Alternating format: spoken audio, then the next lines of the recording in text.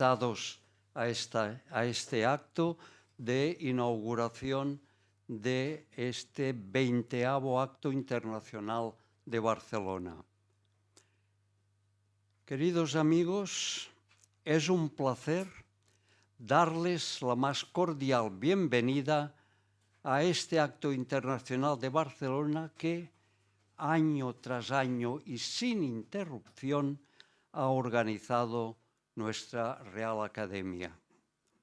Y lo hemos hecho constatando los grandes y profundos cambios que nuestras sociedades están soportando sin saber demasiado a dónde nos dirigimos. ¿Por qué? Porque nos afectan desde los grandes polos del poder mundial hasta los más míseros rincones de nuestro planeta. Y la ciencia económica, ¿cómo unos humildes investigadores pueden desentrañar tan complejos interrogantes? Pues bien, lo estamos haciendo y lo estamos consiguiendo desde hace 2 decenios con un cambio epistemológico que está asombrando hasta los cenáculos económicos más exigentes. Acertamos, pues, en hurgar hasta las entrañas del cuerpo científico del pensamiento económico y así generalizamos el principio del tercio excluso al crear el principio de simultaneidad gradual. Creamos nuevos conceptos y dimos una nueva significación a los existentes, como el de grado-nivel, como el de playa de entropía, que en el krausismo se llamaba gradualismo. Adaptamos nuevas técnicas y teorías, como la Phasistheorie de Lofty-Zadeh, para numerizar la subjetividad. Y elaboramos una axiomática con la herencia recibida del grupo Quadrivium, dando un nuevo sentido a los axiomas fundamentales de existencia, extensión, regulación y posibilidades mentales. El mensaje que desearía enviarles en este acto de inauguración de nuestro encuentro es que no podemos detenernos y no podemos detenernos porque deseamos que la sociedad del futuro tenga como sólido el derecho a la verdadera libertad, la del pensamiento. 2.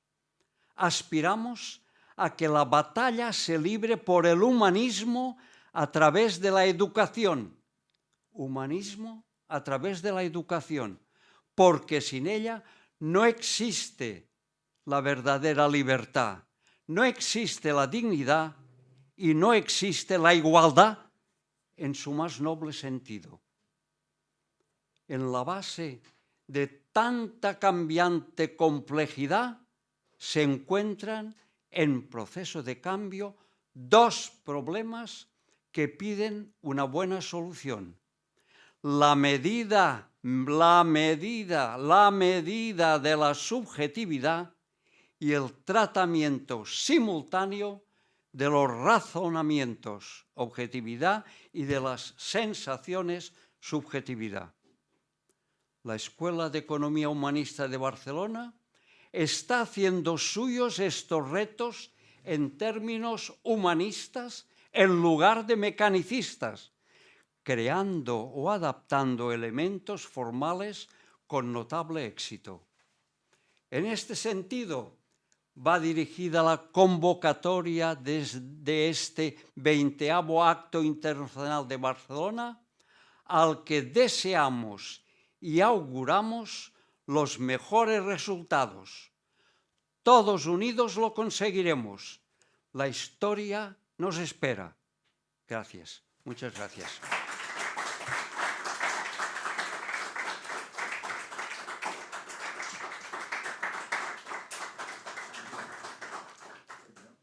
ruego, hago acto de presencia el excelentísimo doctor Mario Agué, que va a moderar la primera parte de este seminario. Por favor, suba al estrado.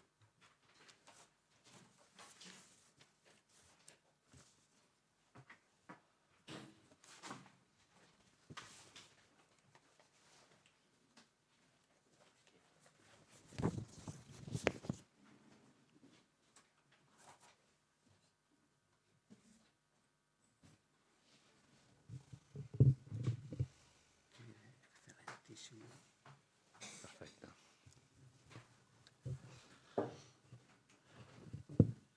Con su permiso, presidente, vamos a iniciar. Un momento que voy a...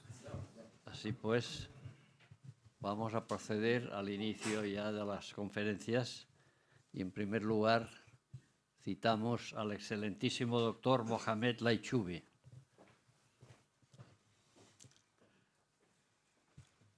Me permito recordarles que se ha previsto un cuarto de hora para hacer la presentación. Luego, la extensión del trabajo escrito puede tener la dimensión que se quiera. Je répète, on a établi que le temps que vous avez pour exposer ces thèmes, c'est un quart d'heure, 15 minutes, parce que l'expression complète va être publiée dans un livre à l'extension que vous voudrez. Comme toujours. D'accord? Comme toujours. Comme toujours. Exactement, comme toujours. Écoutez, dans notre philosophie de la convivialité, on pense que si on exagère, si on prend le temps aux autres, c'est pas bien. Il faut être prudent et écouter beaucoup. Parler, c'est ce qu'on a, c'est ce qu'on va dire. Nous, on le sait déjà. Il faut que le sachent les autres. Mais pour savoir bien, il y a telle importance à ce que vous direz qu'il faut être assis, penser et pas dire des choses. Maintenant, ça me bien que j'ai dit ça. Non. La science exige cette rigorosité. Permettez-moi que je répète ça, mais je crois que l'école humaniste de Barcelone a un esprit de rigorosité scientifique et de toute la flexibilité au point de vue humain. Merci de m'avoir écouté. Voilà. Alors, monsieur. Monsieur, quand vous voulez. Merci. Merci. Bonjour tout le monde. Nous allons nous imposer de la rigueur et pas d'austérité. On va le voir sur les grandes questions économiques. Et donc, je voudrais commencer par une assertion, une sentence. Pour projeter et inventer le futur, le chercheur, l'analyste n'éviteront certainement pas le chemin de l'incertitude. Ils s'y engageront résolument, convaincus que là est la voie de l'innovation et de la réussite.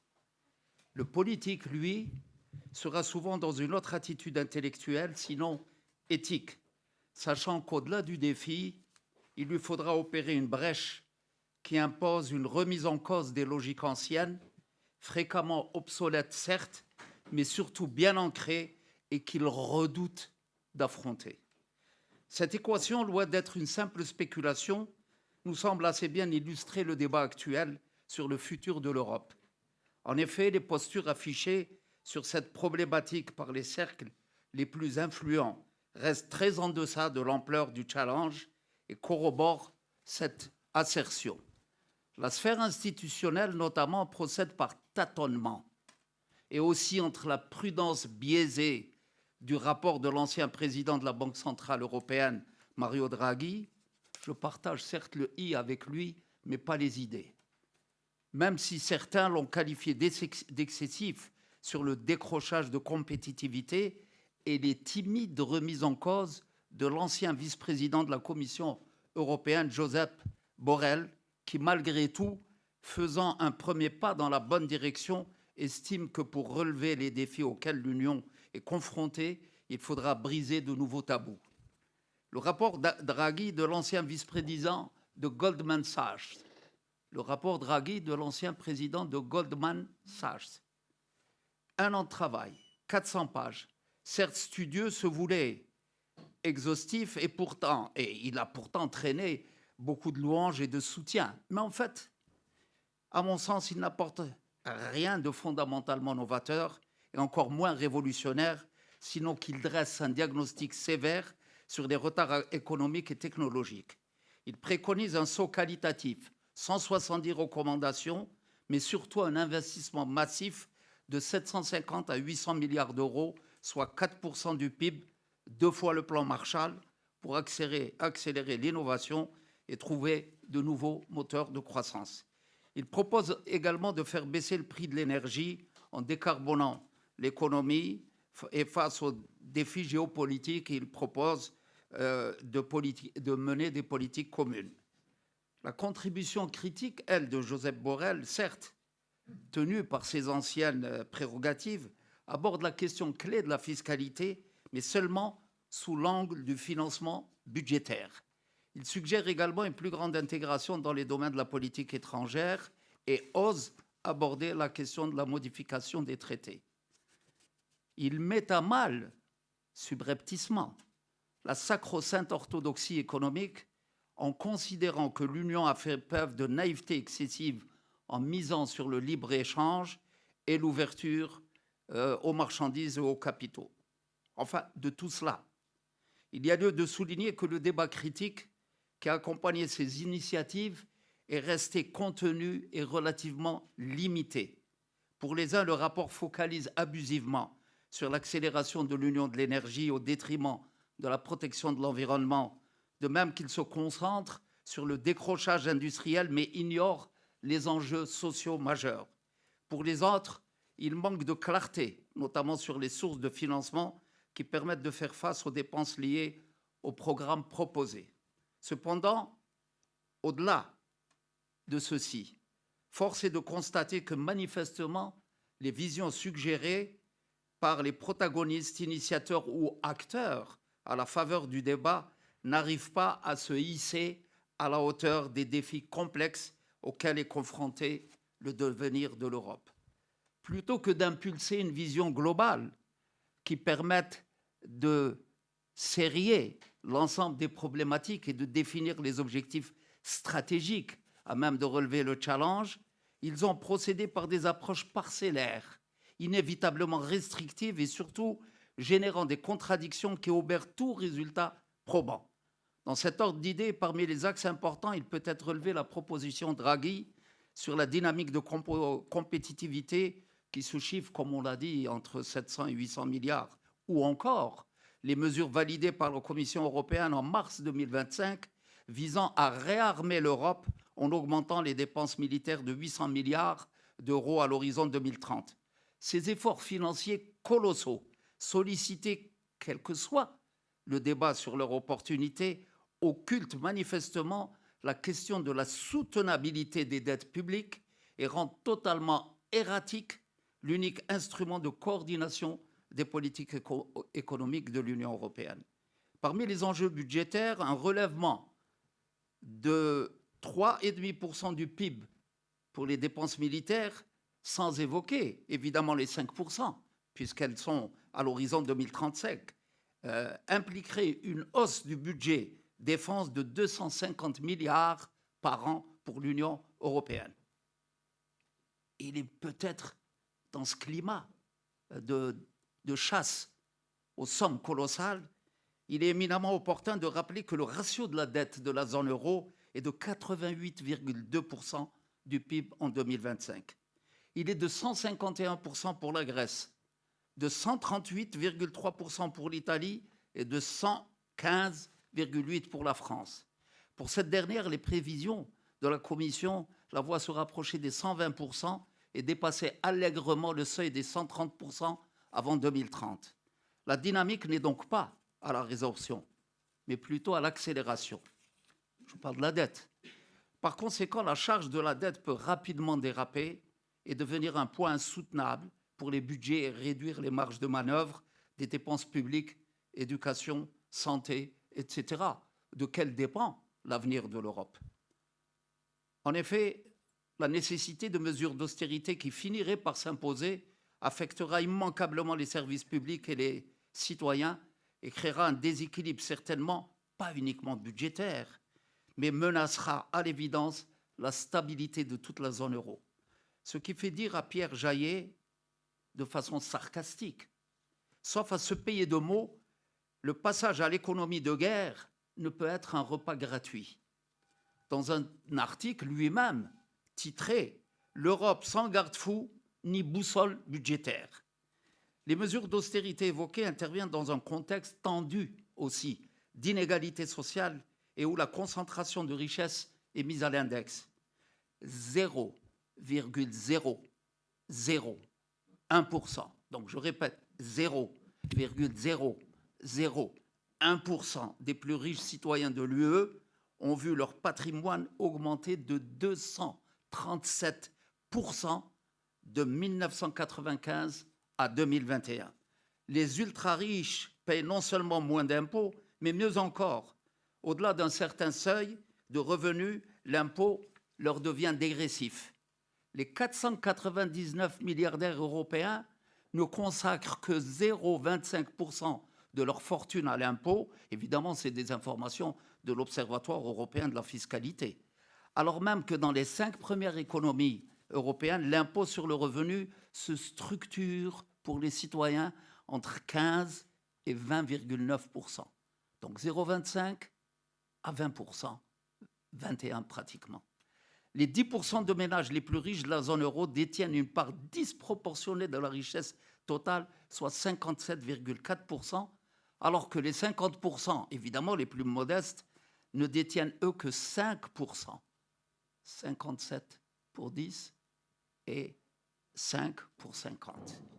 95 millions de personnes sont menacées de pauvreté ou d'exclusion sociale dans l'UE, soit 20% de la population.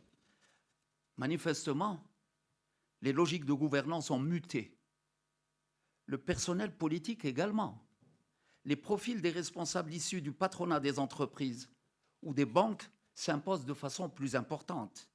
Par ailleurs, un nouveau management de la sphère médiatique est venu également bouleverser l'espace démocratique. En effet, l'espace médiatique a un impact éminemment profond sur la formation et la consolidation des opinions publiques et ce qui lui confère une immense responsabilité, notamment sur les débats autour des grands enjeux d'une nation. Or, un certain nombre d'analystes alertent et mettent l'accent sur cette responsabilité. Ils estiment que le traitement sensationnaliste des médias sur les sujets sensibles polarise les opinions et sont à même de détruire l'espace social. En appui à leur argumentaire, ils relèvent qu'une religion minoritaire et le terme immigration étaient présents 335 jours sur 365 sur les bandeaux titrés, c'est-à-dire en titre.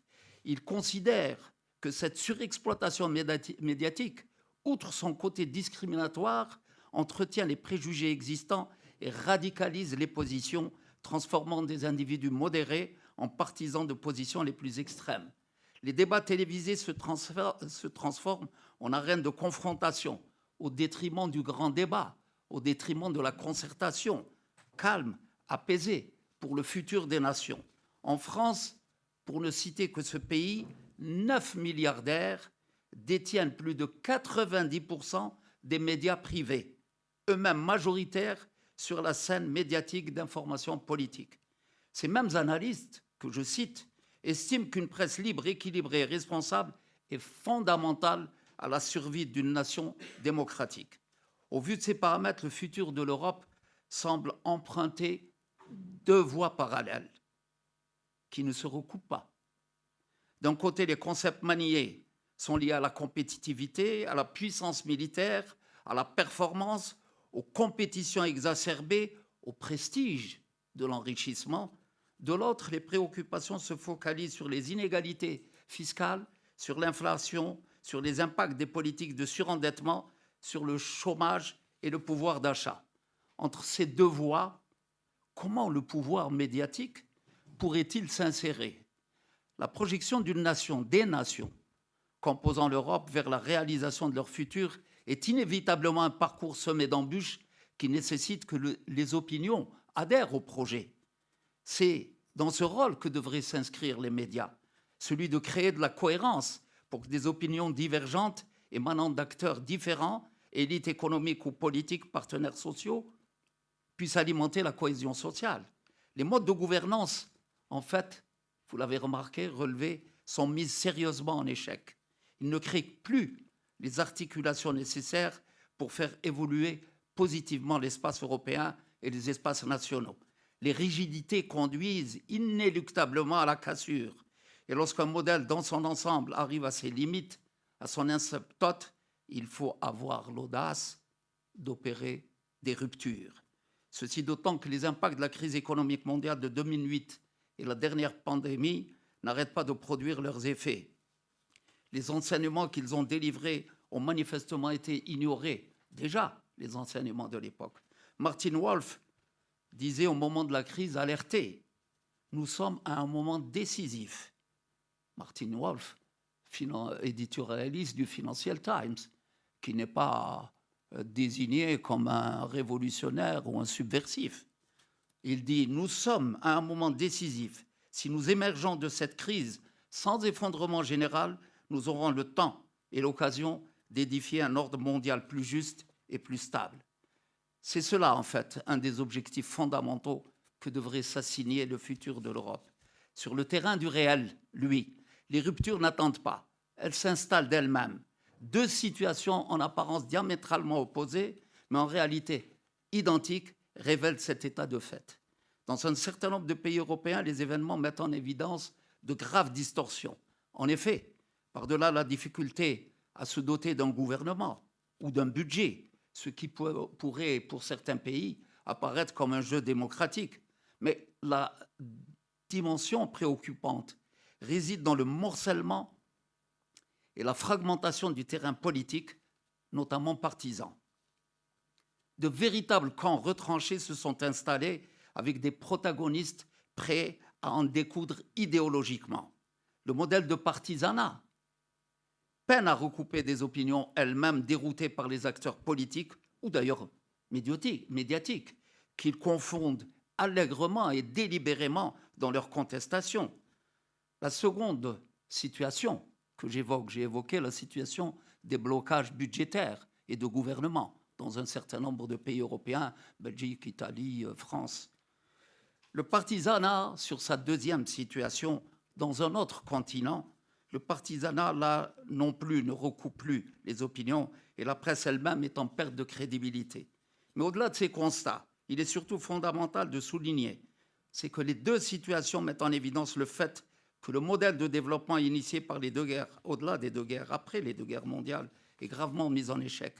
Dans la première situation en Europe, le débat budgétaire focalise en réalité sur l'explosion des inégalités et les concentrations de richesses.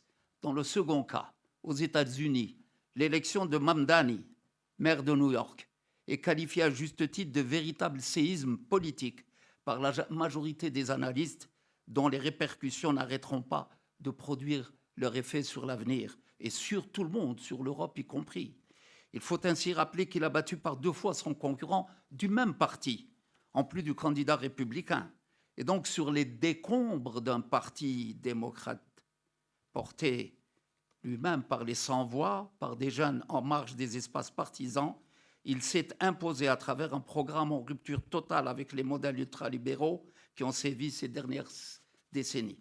Il a rompu avec l'inertie et réinventé la justice sociale. Il a permis de croire que le développement et le progrès peuvent être des objectifs politiques et concerner ainsi la société globale. Les combats contre l'inertie, contre des idéologies implacables, répétitives, sont révélatrices des ruptures importantes qui s'annoncent contre des modèles conceptuels de libéralisme et qui, sous l'habillage de compétitivité, sont en réalité constamment conflictuels, sinon souvent à l'origine de drames. Tarifs douaniers, sanctions financières commerciales, embargo, représailles, guerre punitive, guerre préventive, les coûts financiers et humains auront été exorbitants pour une grande partie de l'humanité.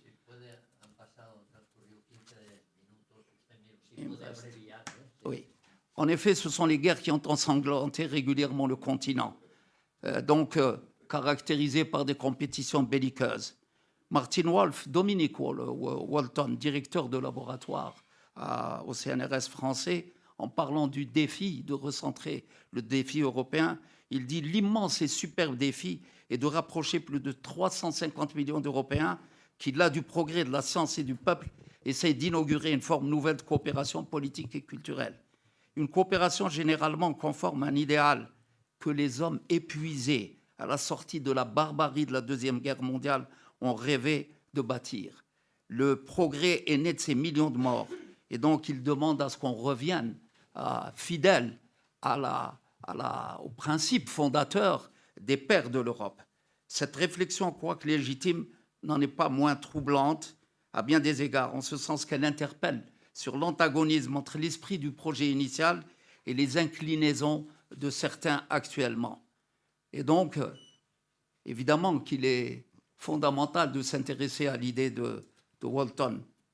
Quant à son unité, elle réside dans la cohérence l'identité de l'Union européenne se réalise à travers sa capacité à relever les défis et son unité à travers sa cohérence. Définir son devenir, c'est d'abord se prononcer clairement sur la vision du monde à laquelle on prétend et de déterminer dans second temps les approches qui permettront de peser sur cette configuration. Quant à nous, ici présents, le credo qui nous anime est qu'une élite n'est crédible que si elle est utile à sa société. C'est pourquoi, précisément, quels que soient les vents dominants ou les embûches liées au passé, il n'y a pas d'engagement plus fort et de responsabilité plus prégnante que celle de concourir par sa capacité d'analyse critique à la compréhension, à la clarification des grands enjeux et d'indiquer aux sociétés le chemin du futur. Pour cette prospective, il est primordial de saisir non seulement l'évolution de sa propre société, mais surtout de comprendre également le monde qui nous entoure. Ce sont les deux paramètres essentiels, d'autant que la définition de nos propres choix et l'élaboration de nos stratégies dépendent totalement de notre capacité à lire le monde. En effet, le système est arrivé à son asymptote. Il nécessite que l'on invente un nouveau système, un nouveau monde, de nouvelles approches, des ruptures audacieuses. Ceci d'autant que l'on arrive à des fins de cycle pour les éléments les plus fondamentaux de la planète, modèle énergétique saturé, modèle industriel polluant, modèle agricole tournant le dos à l'écologie gaspillère d'eau, avec menace de graves pénuries d'eau, équilibre écologique et biodiversité menacée. Ce sont donc là des chantiers communs colossaux et l'ensemble de ces modèles qu'il faudra renouveler nécessite qu'il faille réinventer le monde, mais pas uniquement l'Europe. Merci.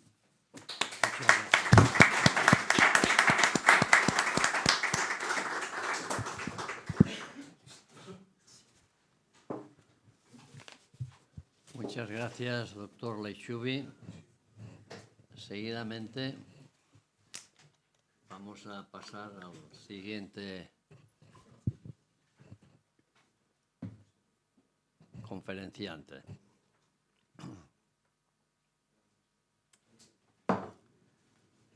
El excelentísimo doctor Carlo Moravito.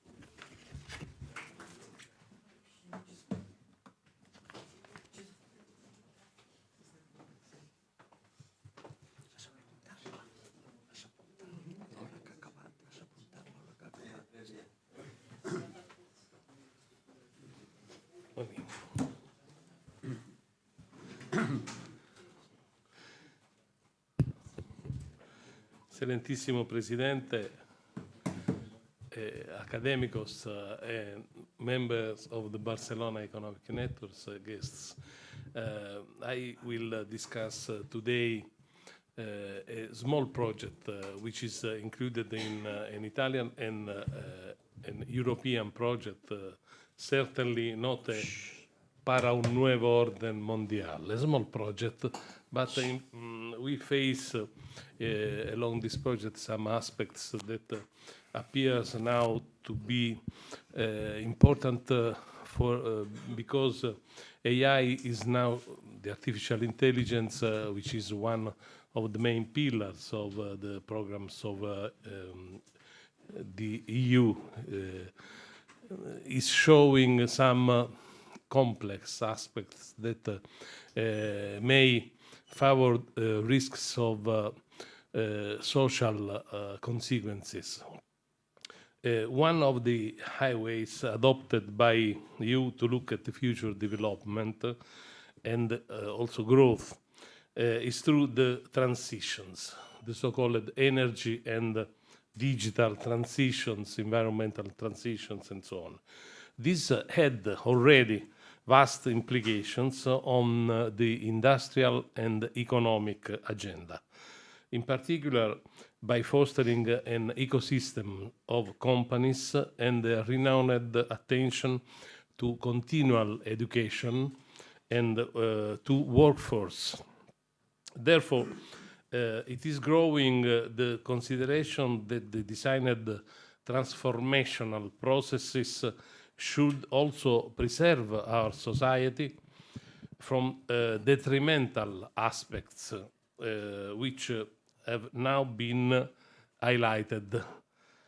For example, the excessive consumption of energy and water of AI systems on cloud, and the potential unemployment consequences of lacking some types of workforces, till the risks of accelerating the climate changes, as well as introducing new forms of inequalities, like, for example, the access to AI resources.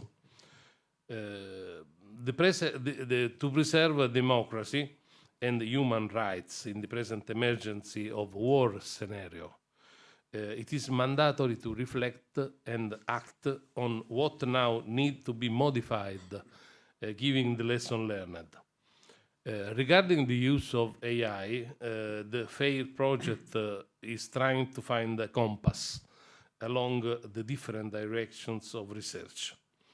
The sub-project Nile, our project, developed in my laboratory jointly with the European and extra-EU centers, has the aim of studying systems that can be more sustainable and energy-aware, let's say green projects, while fostering interdisciplinarity and participation. Europe is facing a historical modification and challenge motivated by the wars that imply huge economic and financial changes on programs and the scheduling of resources. Furthermore, we are yet facing the transformational effects of climate change, sustainability, and AI is certainly asking us for adopting new perspectives regarding the industrial fields and the work access, and also reducing the availability of places in some areas and requiring a novel educational and continual learning process, because most of the additional resources given to AI are invested in infrastructures, not on people. The humanistic approach of the Royal Academy has been a response to some of the challenges, and the presence of human beings in the loop can favor the negative, can beat the negative impact of an uncontrolled automation of actions. We are now widening the perspective here by considering potential proposals for a new order of Europe that can improve the importance of, and the presence of Europe in the decisions that will impact our lives in the next years to come, but seems that the decisions are taken elsewhere, in the USA, in China, and so on. So USAID proposed the Next Generation EU program, which should in principle boost European economy, making our nation stronger and more resilient through tangible results that are the outputs of many projects funded and co-funded by EU and the European states. The program was thought as a strong stimulus package to build new paradigms and to set the blueprint for a novel growth model. This model is based on inclusive and innovative economy and favors digital and tech sovereignty. The main pillars of the approach are healthcare, thus generating a fairer, more caring society that can exploit novel tech approaches, education and skill development, preparing EU workforce for the new exciting and fast developing opportunities in this tech-driven world. Also small and medium enterprises and young entrepreneurs that can help nurturing innovation, creating solid jobs, and spurring future growth. To support the reform, some investment packages have been put forward by the member states in their national recovery and resilience plans. These plans are aligned with the EU strategies, of course, and priorities, but addresses also country-specific challenges. Among the measures containing in the Recovery and Resilience Plan to facilitate and accelerate the green and digital transitions in Italy, also increasing cohesion, sustainable growth, a national plan referred to as a AI partnership was approved by funding a foundation named FAIR, Future AI Research. This ecosystem of projects coordinates many Italian universities, industries, and small and medium enterprises. My group at the AI Lab of University Mediterranea of Reggio Calabria participate through the instances of a national call by proposing a project, NAEL, whose applications are mainly in the healthcare sector, by using novel approaches to extract significant information and supporting clinical decisions through a deep learning approach that relies on small-size databases that are and methodologies that are implementable at edge, not on the cloud, without using so much resources. The project involves many young researchers, students, having also an educational perspective and aiming to a sustainable way of using the great advantages, potential, at least potential of AI. The ideas behind the project that will end in December 2025 are quite clear and simple. There is large consensus on the transitional digital age that AI is the major transformation technology, both in healthcare and in industry. But also we need to improve the efficacy and the efficiency of AI products, also guaranteeing trustworthiness. Clearly, the response to the problems and crises raised by the dynamic management of European objectives and priorities must benefit of inter and cross-disciplinary fields, interaction, and also mutual support. Only this kind of interdisciplinary approach can guarantee the technology can really serve to human beings. It is what we are making here in the academia. So, just 2 words regarding the FAIR project, Future Artificial Intelligence Research, which is a foundation that takes its steps from current AI approaches and methodologies, from its different theoretical models and mathematical models to devising novel, well-founded engineering models. It follows a holistic approach, hand in hand with investigating the social impact of new forms of AI. FAIR researchers share the ambition of contributing to addressing research and methodological questions without ignoring ethics, legal rules, and sustainability issues in a broader sense. These goals imply making AI systems capable of interacting and collaborating with humans, being aware of the suitable perimeter of security and trust, and being attentive to the environmental and social impact that their implementation and execution may entail. So the Nile, some words for the Nile project. Within the general umbrella of FAIR, we are developing a project which has their own goals, looking mainly at the healthcare paradigms. In particular, the use of green deep learning approaches to clinical AI, the design, development, and also deployment on hardware of algorithms in clinical AI, located in the hospital, not on the cloud, favoring both explainability and the use of limited resources, and also favoring the privacy regarding the data. Of course, we generate also a lot of synthetic, augmented databases, so avoiding the need of having a lot of experimental clinical data.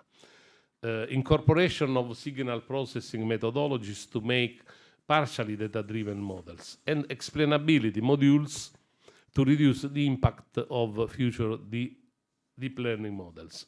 And finally, the use of novel meta-learning strategies for reducing the need of data. We use the few-shot approach.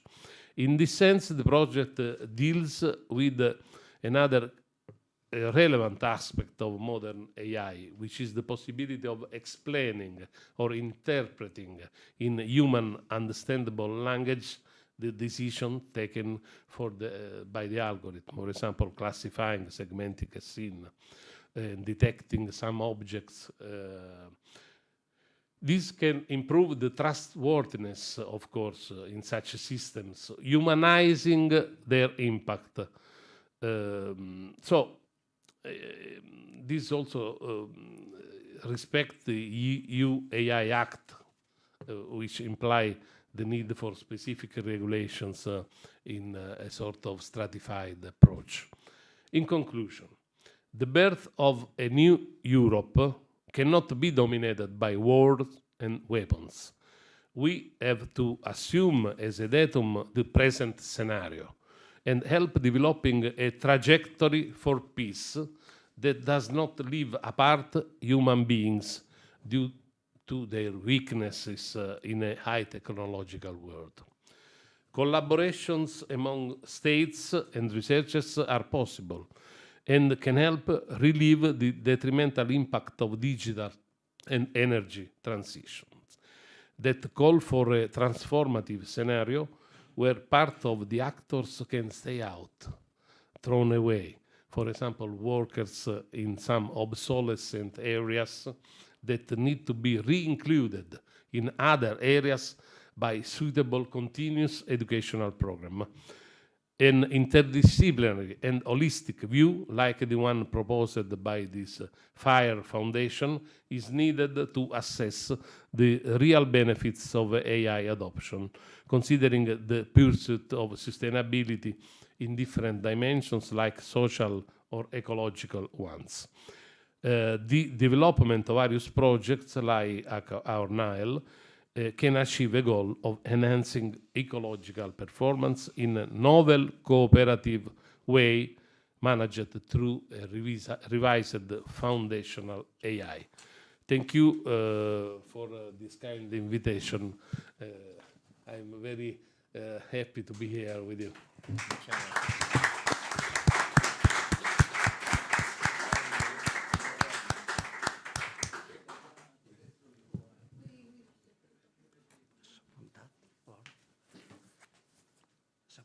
vamos siguiendo. Sí.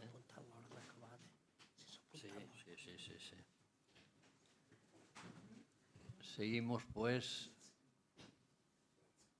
y llamamos al excelentísimo doctor Alfredo Rocafort.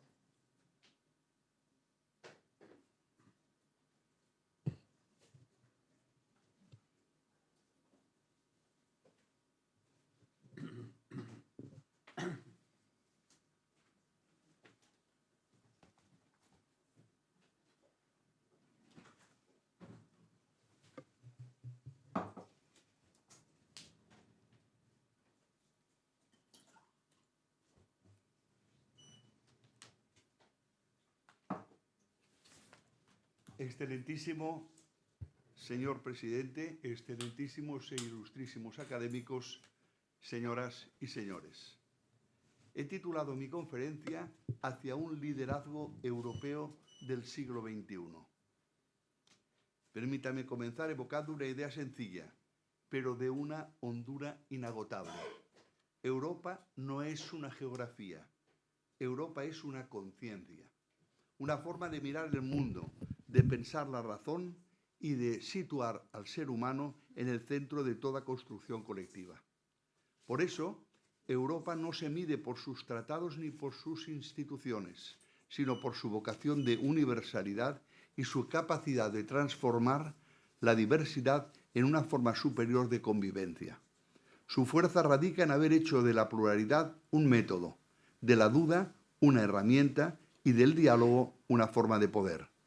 Hoy, cuando el orden mundial parece oscilar entre la incertidumbre y la fragmentación, esa conciencia europea vuelve a ser puesta a prueba. Las estructuras que creíamos sólidas se resquebrajan, las certezas que parecían inamovibles se disuelven en un océano de información, intereses y algoritmos. Hemos entrado en una etapa en la que las hegemonías se diluyen, los equilibrios se rompen y las narrativas dominantes pierden su fuerza de convicción. Los viejos imperios se transforman en redes y los centros de poder se multiplican en un escenario que ya no responde a una sola lógica, sino a una constelación de intereses, culturas y modelos de desarrollo. El poder en este nuevo mundo ya no se mide solo por la fuerza ni por el control de los recursos, sino por la capacidad de generar confianza, de inspirar y de crear sentido. Y eso, la creación de sentido, es precisamente la dimensión donde Europa ha brillado históricamente.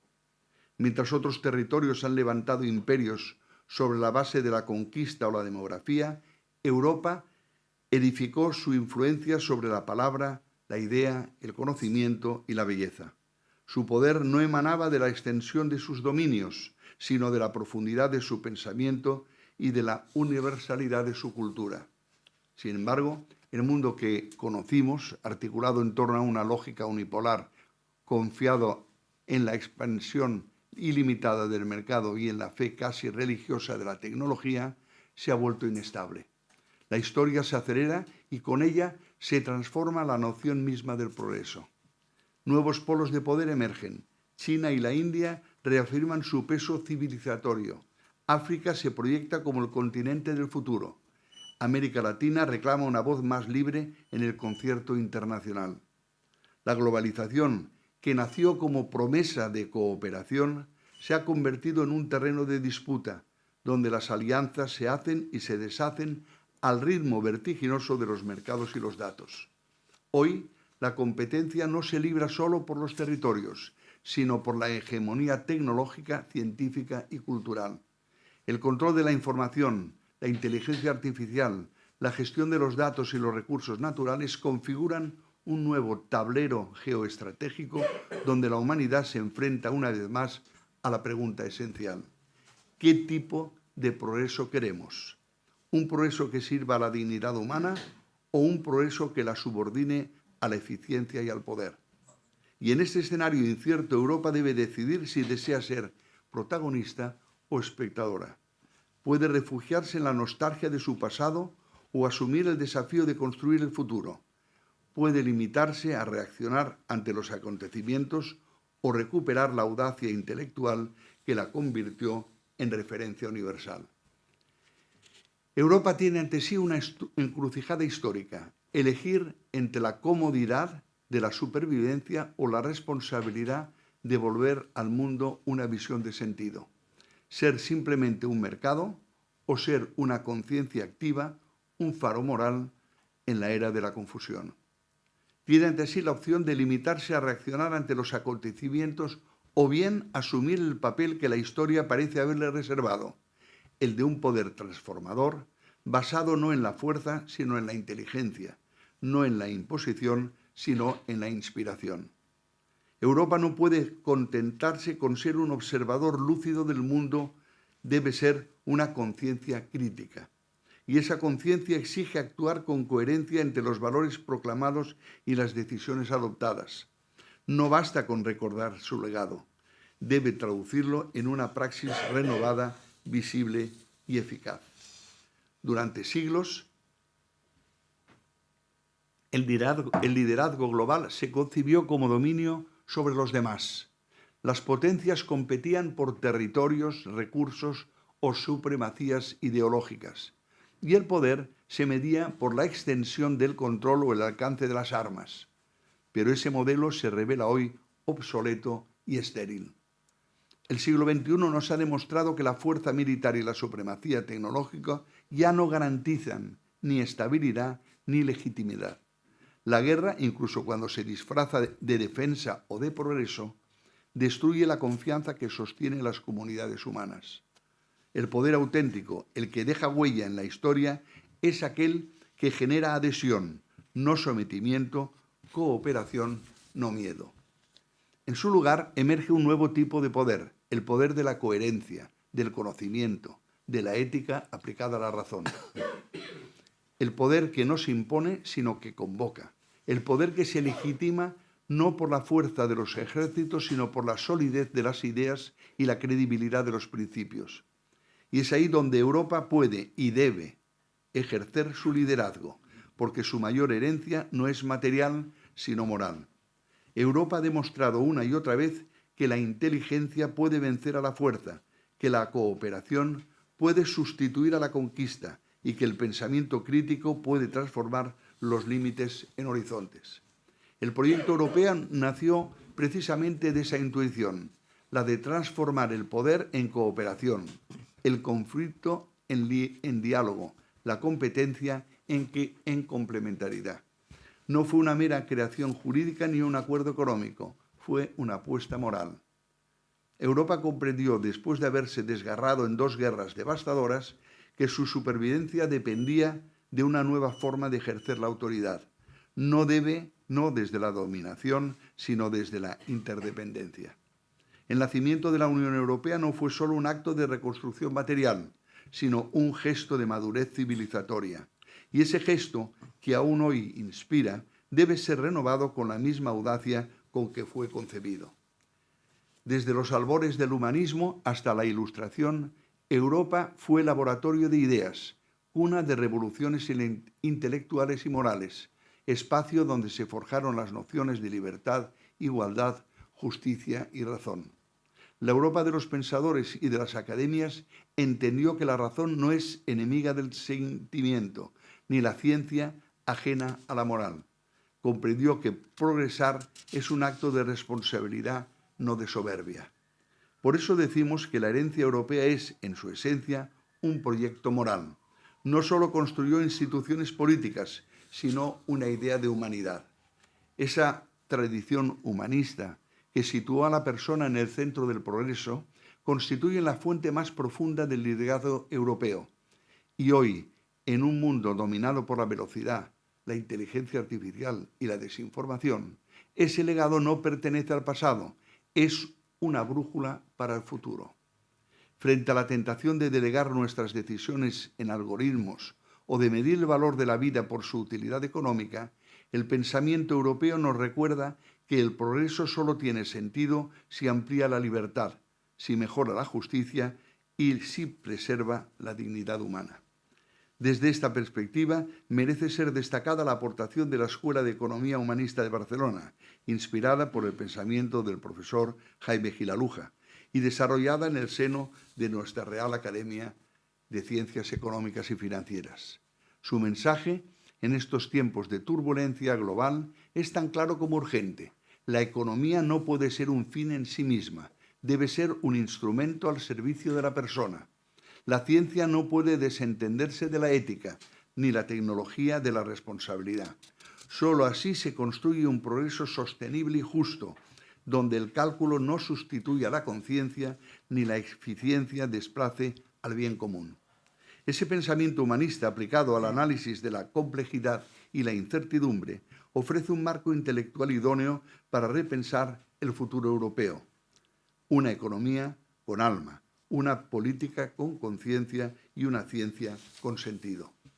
Europa tiene en su ADN la capacidad de unir rigor con sensibilidad, método con ideal, análisis con esperanza.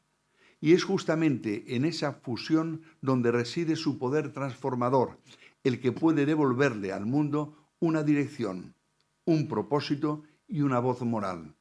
Europa posee un poder blando que ningún otro continente ha sabido construir con igual profundidad, el de su cultura, su educación, su patrimonio y su ciencia. El verdadero poder de Europa ha sido siempre su capacidad de transformar el conocimiento en civilización. A través de sus universidades, academias y centros de investigación, ejerce una diplomacia del saber que genera confianza, que aproxima, que vincula. En un mundo saturado de ruido y desinformación, la verdad científica y la educación crítica son quizás las más nobles formas de poder. También su cultura, esa infinita red de lenguas, ideas y símbolos, sigue siendo una herramienta insustituible de cohesión interna y proyección internacional. Desde la música de Bach hasta el cine de Bergman, desde la arquitectura gótica hasta la literatura contemporánea, Europa ha sabido convertir la creatividad en patrimonio universal. Pero el gran desafío de nuestra época es añadir a ese legado una nueva dimensión, la de la ética digital y científica, un humanismo que abrace la tecnología sin rendirse a ella. Europa puede y debe ser el laboratorio donde se equilibren innovación y conciencia, eficiencia y libertad, sostenibilidad y progreso. En esa convergencia reside su singularidad y su destino. Sin embargo, no podemos obviar los desafíos que ponen a prueba ese liderazgo. Europa atraviesa una crisis de cohesión que amenaza su unidad interna. Desigualdad, populismos, fatiga democrática, desconfianza institucional. La primera tarea del liderazgo europeo es reconstruir la confianza desde dentro, renovar el pacto cívico entre los ciudadanos e instituciones, recuperar el sentido de pertenencia y propósito. A ello se suman los grandes retos estructurales, la transición verde, la digitalización, la soberanía energética, la inteligencia artificial, la gestión de los datos y la gobernanza global. Cada uno de ellos encierra una oportunidad, la de diseñar un modelo propio de desarrollo basado en la equidad, la responsabilidad y la cooperación. Europa no puede competir en fuerza bruta ni en demografía, pero puede liderar en ética, ciencia y cultura. Ahí radica su ventaja comparativa. Su poder distintivo es en el nuevo orden global. Llegados a este punto, cabe preguntarse qué tipo de liderazgo necesita Europa en este siglo XXI. La respuesta no puede ser solo política ni económica. Debe ser moral, intelectual y cultural. Un liderazgo que conjugue libertad con justicia, eficiencia con empatía, innovación con sostenibilidad. Un liderazgo que inspire, que eduque, que oriente, que sea capaz de unir lo que la historia ha dispersado: la razón y la emoción, la ciencia y el arte, la técnica y la ética. Para lograrlo, Europa necesita un nuevo contrato de confianza entre ciudadanía, instituciones y conocimiento. Un pacto que recupere el principio de responsabilidad intergeneracional, no heredar la tierra de nuestros padres, sino custodiarla para nuestros hijos.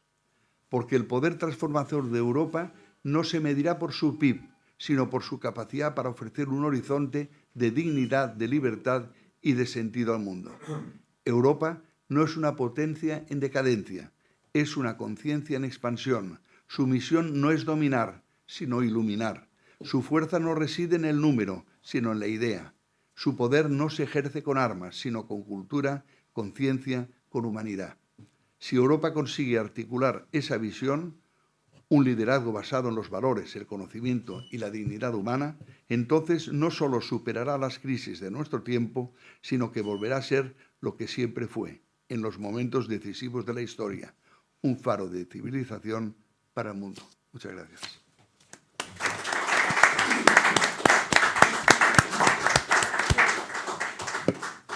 Muchas gracias, profesor y académico Alfredo Rocafort. Y seguidamente llamamos al siguiente académico, el excelentísimo doctor Michael Metzeltin.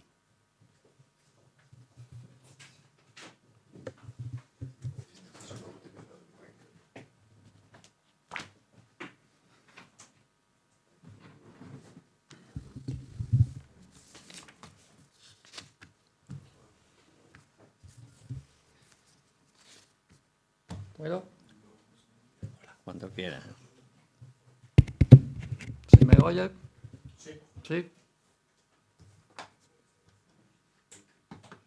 El verde. Como estimado, querido amigo, presidente, estimado público, como ven, el tema propuesto es de lo económico a lo político. Hay un contraste, por lo visto. Y en contraste con lo precedente, Europa primero es una geografía.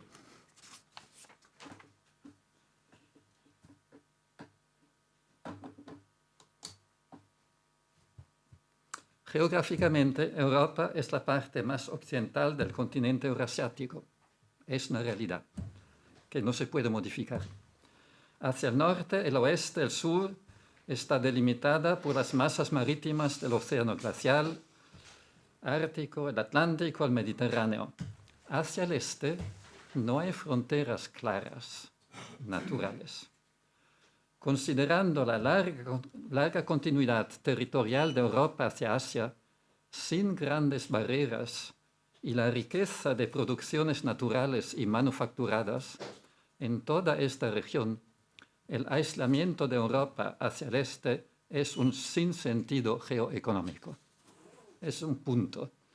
Mi texto es muy largo y os voy a proponer solo algunas ideas fundamentales sobre las cuales habría que discutir, evidentemente. Yo solo propongo aquí algunos temas. Segundo tema. La geografía no es solo física, siempre es identitaria. Europa ha pasado por tres grandes fases de identidad. Primero, durante siglos, desde los carolingios hasta el 18, la oposición es república cristiana hacia los califatos, hacia el Imperio Otomano. Es decir, que no había reflexión sobre Europa en realidad. El 19 es el gran siglo de las reparticiones coloniales, es decir, Europa es la sede de donde se distribuye las colonias. Hemos tenido que esperar hasta el fin de la Primera Guerra Mundial para que finalmente los europeos hayan empezado a reflexionar sobre sí mismos. Sobre todo con dos visiones fundamentales. Una es de tipo austríaca, todavía actual, que es el Manifiesto Paneuropeo de Richard Coudenhove-Kalergi, que ya en 1925 dice: hay dos grandes peligros en Europa. Hay una primera reflexión aquí en Europa y aquí estamos y ¿dónde están los demás? Por un lado, peligro de la dominación rusa, por otro lado, peligro de vasallaje económico americano, 1925. Esa es una idea que sigue hasta hoy en realidad.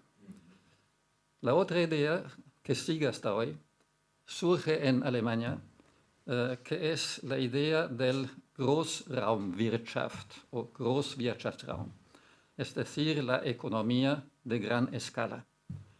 Es la que está dominando todavía hoy. Hay, por lo tanto, dos oposiciones que se forman entre las dos guerras. Europa hacia los Estados Unidos es la oposición externa y hay una más bien interna todavía, la oposición hacia el este, en realidad hacia el mundo soviético. Pasamos a la Segunda Guerra Mundial, hay la destrucción de Europa, pero se reconstruye. Se reconstruye sobre la base, en realidad, de tres elementos. Sigue la idea del Großraumwirtschaft. Hay el Plan Marshall y hay la formación de varias asociaciones de estados. Hay una oposición. La Unión Soviética se opone. La Unión Soviética tiene otra idea, a mi modo de ver, que era una idea aceptable. Crear una Alemania unida desde el primer momento en el medio de Europa, una Alemania neutral, prohibida de entrar en coaliciones. El llamado Occidente dijo que no. Era una idea. En todo caso, se forman entre 1948 y 1991 en práctica. Hay tres grandes formaciones. El traité réglant la collaboration en matière économique, sociale et culturelle, el traité de Bruxelles, 1948. El traité instituant la Communauté européenne de charbon de l'acier, la CECA, y, en fin, el Tratado de Roma de 1957. Este último claramente se basa en la Großraumwirtschaft. Prueba de eso, el primer presidente era un señor llamado Walter Hallstein, que era un señor que había organizado en el Tercer Reich también el Großraumwirtschaft. Es decir, hay una clara continuidad de tipo concepcional alemán. Pero, a pesar de todo, si comparamos cuál era la finalidad fundamental si se miran esos tratados, el objetivo fundamental era la mejora del nivel de vida. Es una expresión que se repite continuamente en esa época. Y si miramos los resultados, podemos decir, si comparamos los niveles de vida de los estados de la Comunidad Europea entre 1958 y 92, podemos confirmar que la visión, y aquí es la visión propuesta no ha sido un vano ejercicio de retórica, se ha realizado. Pero en 1992 pasamos a otro tipo de tratado, el llamado Tratado de Maastricht. No sé si alguien de los presentes, algunos de los presentes ha leído ese texto. Es un texto trabajoso, complicado. Yo no me lo creo que un diputado normal haya leído y comprendido ese texto. Lo digo porque hay consecuencias políticas enormes detrás de ese texto. En realidad estamos en presencia de tres textos: Tratado de Maastricht, el tratado que después no pasó, que establece una Constitución Europea, y, en fin, el Tratado de Lisboa. Los objetivos. Hay un objetivo que ha quedado: promover un progreso económico y social equilibrado y sostenible. Muy bien. Pero se añade algo: afirmar su identidad en el ámbito internacional. Se habla de identidad. En particular, mediante la realización de una política exterior y de seguridad. Es decir, que de lo económico estamos pasando en realidad a lo político. ¿Qué es más importante? ¿La mejora del nivel de vida o otra cosa? En realidad, un problema político. Y sobre todo, se plantea el problema de los valores. Se introduce la idea de valor. La idea de valor antes no existía. Es una invención de 1992. Esos valores aparecen en el Tratado de Lisboa, en el artículo 2. La Unión se fundamenta en los valores de respeto de la dignidad humana, libertad, democracia, igualdad, Estado de Derecho, etcétera, etcétera, etcétera. Siempre las mismas cosas, nunca definidas, siempre manipuladas según los intereses. Pero el gran problema que tenemos ahora en Europa,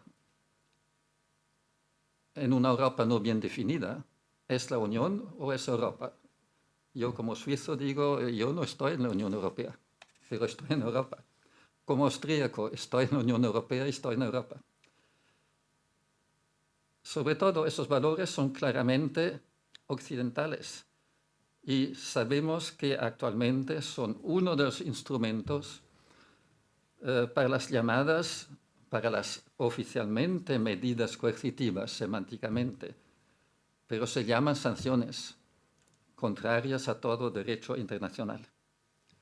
Y todos sabemos que el caso más terminante es una obsesión, estamos en la obsesión, de la Unión Europea por cortar todas las relaciones con la Federación Rusa, impidiendo todo posible, todos los posibles intercambios económicos y también dónde está la libertad de información. Se nos prohíbe el acceso en realidad a las informaciones del otro lado. Esta política de corte moralístico perjudica no solo a la economía y al bienestar de los sancionados, sino también del sancionador. Si uno lee concretamente los resultados de la economía alemana y ahora últimamente en Finlandia, estamos claramente ante una crisis. Por lo tanto, si comparamos la Comunidad Económica Europea por un lado y la Unión Europea por el otro, vemos que por la visión política con la precedencia de valores, estamos más bien ante un obstáculo para el desarrollo de una economía de bienestar, la cual no lleva a un crecimiento económico equilibrado, sino a un desequilibrio económico general y a nuevas cortinas de hierro, contrarias a la paz, la seguridad, desarrollo sostenible del planeta. Otro punto que Maastricht pide es una identidad. Europa para mí no es una conciencia. Europa son poblaciones, es gente. Gente que se constituye en estados. Un estado sí tiene una identidad, con parámetros típicos, población con conciencia propia, territorio delimitado, constitución aprobada por los ciudadanos, etcétera, etcétera. Todas cosas que la Unión Europea no tiene. Es decir, la Unión Europea en este momento no tiene identidad. La necesita, probablemente la necesita, pero ¿cómo crearla? Crearla normalmente, una identidad se crea normalmente con una oposición al otro con mayúscula. Y lo primero en ese caso es buscar más bien la confrontación, es la realidad antropológica. Por lo tanto, para crear una identidad habrá que buscar al adversario, al otro. ¿Qué hace la Unión Europea? No digo Europa. ¿Qué hace la Unión Europea? No la Unión Europea en realidad. Los altos políticos actuales tratan de recurrir al expediente tradicional de la creación de un otro como adversario. La cosa más fácil en esta Unión Europea es recrear la imagen de Rusia como el adversario. Y una von der Leyen se permite decir Europa contra Rusia. No, que diga la Unión Europea. Von der Leyen no tiene para mí el derecho de hablar en nombre de Europa. ¿Cuál es la narrativa utilizada? Las amenazas. Muy desagradables. pero es una narrativa típica para crear primero una identidad. Vamos a ver dos tipos de amenazas continuas. El presidente, evito conscientemente nombres. El presidente del Consejo Europeo, que cada semana está en otro sitio, repite siempre lo mismo. The threat coming from Russia. El presidente de Francia, une menace pour la France et pour l'Europe. El canciller de Alemania, die größte Gefahr für den Frieden en Europa. Esto cada semana, cada día en los medios. En los medios como en Austria se dice Qualitätsmedien. ¿Dónde están las amenazas reales? Si uno va a ver, doy solo dos ejemplos en este caso. Mal acabada la Segunda Guerra Mundial, el 22 de mayo, es decir, 2 semanas más tarde, Churchill aprueba el plan de sus militares de un ataque sorpresa contra la Unión Soviética. 2 semanas después. Objetivo: the overall or political object is to impose on Russia the will of the United States and British Empire. Y esto puedo repetirlo a lo largo de los decenios, y cito el último, que es el penúltimo en realidad. La Rand Corporation en 2019 ha publicado un manual de 277 páginas donde paso por paso se explica cómo se puede debilitar Rusia. No son amenazas. ¿Qué hay detrás de estas amenazas? Detrás de esas amenazas hay una geopolítica latente que hay que comprender. Las campañas napoleónicas y la resistencia rusa, estamos en 1804-15, evidenciaron a los ingleses que la única potencia que podría oponérsele al dominio del mundo, porque esto sigue en realidad, sería Rusia. De esta manera se viene formando un antagonismo fundamental, es decir, no es contingente.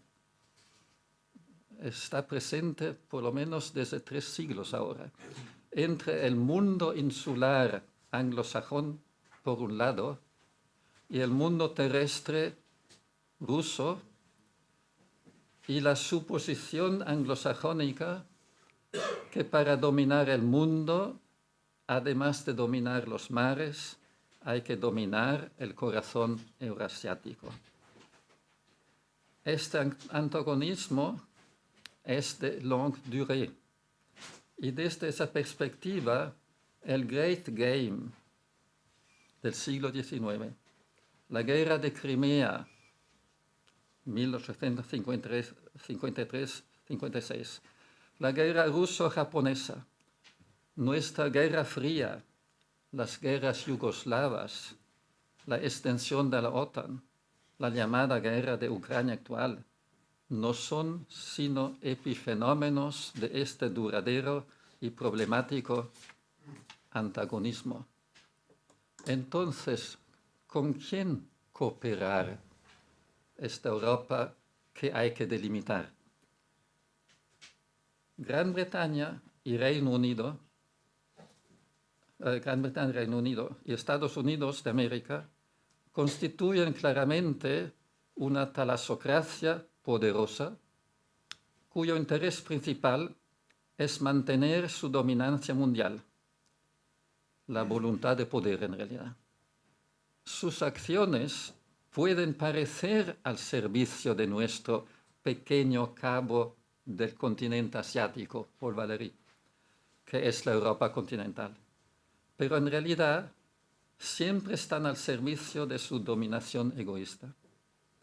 Frente a los crecientes problemas económicos, a la precariedad, a la degradación de las infraestructuras, a la transferencia descontrolada de enormes sumas fuera de la Unión Europea, cabe preguntarse hasta qué punto la cooperación con el protagonista anglosajón y la consecuente limitación de otras cooperaciones, hasta qué punto son ventajosas para el desarrollo económico y la prosperidad de Europa.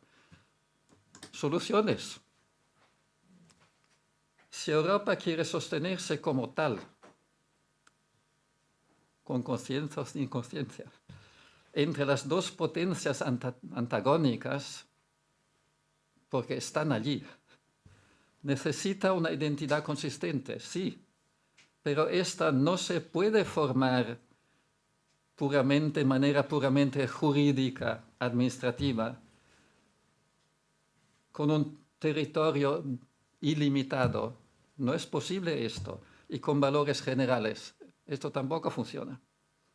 Estando así las cosas, los ciudadanos de Europa y de la Unión Europea, por favor, ahora todos juntos, tenemos que reconocer que, vista la manera de cómo se han constituido las grandes potencias China, los Estados Unidos de América y la Federación Rusa, es difícil transformar la Europa histórica y actual en una gran potencia.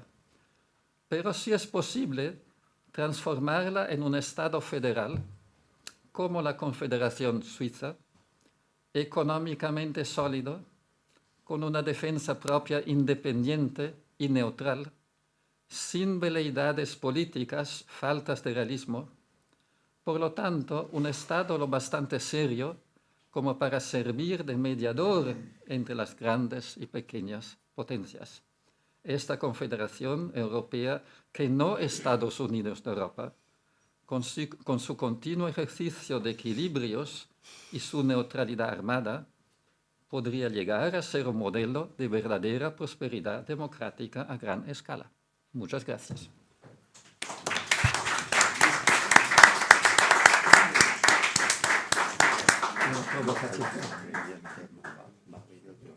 Sí, sí. Muchas gracias, doctor Michael. Seguidamente llamamos al excelentísimo doctor Valéry Yon Frank.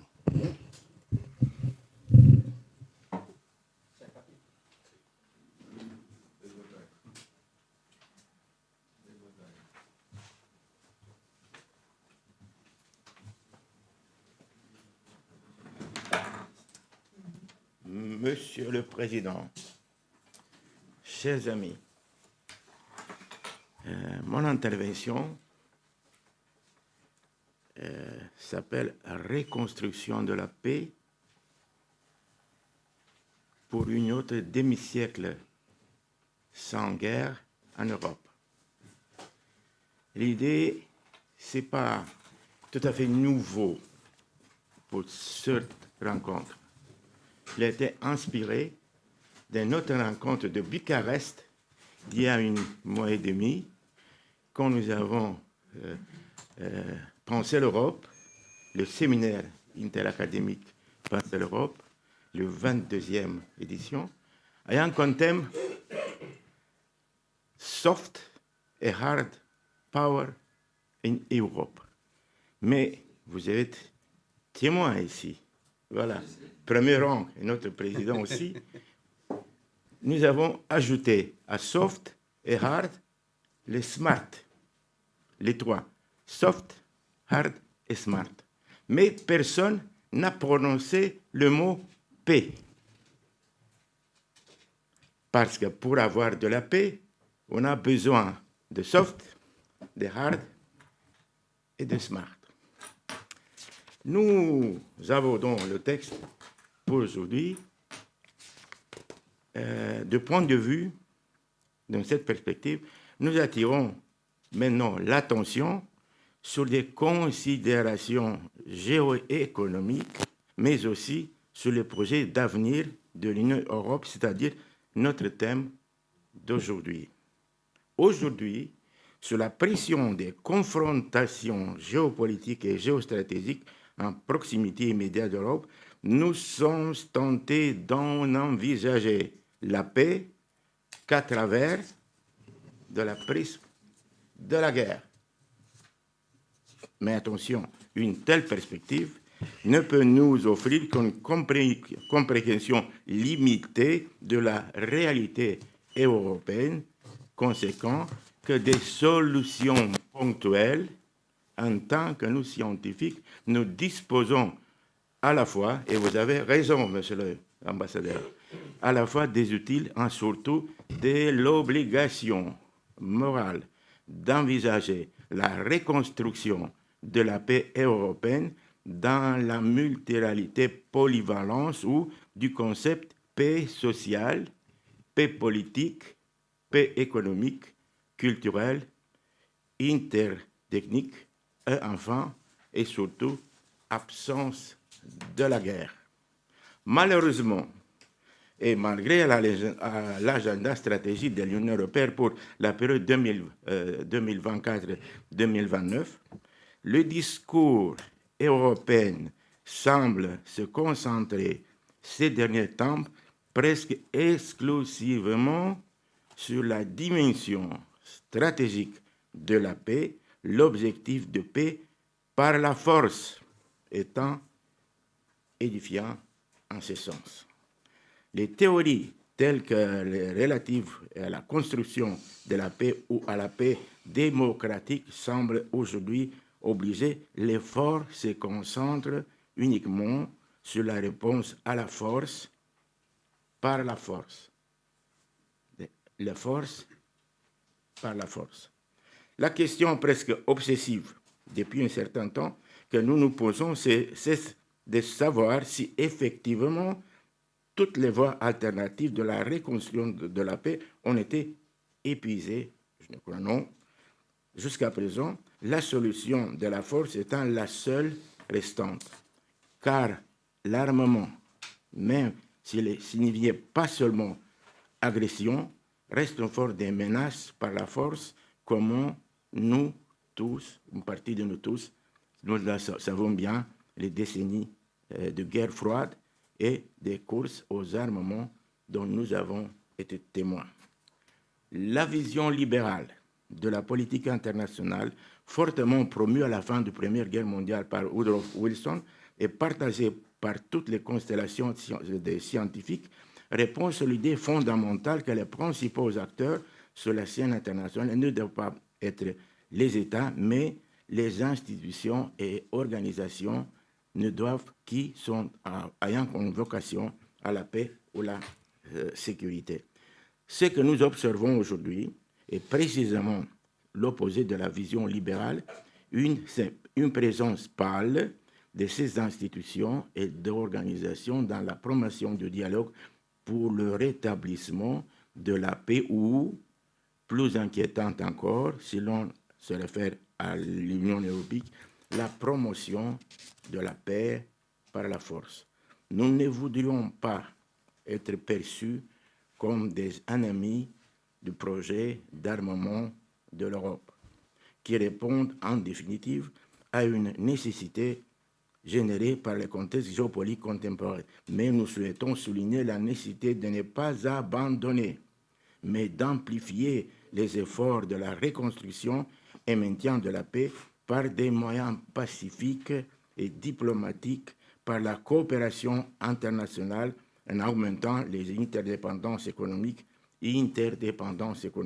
et les avantages du commerce international qui feront que la guerre menacera la prospérité des deux parties engagées dans un conflit.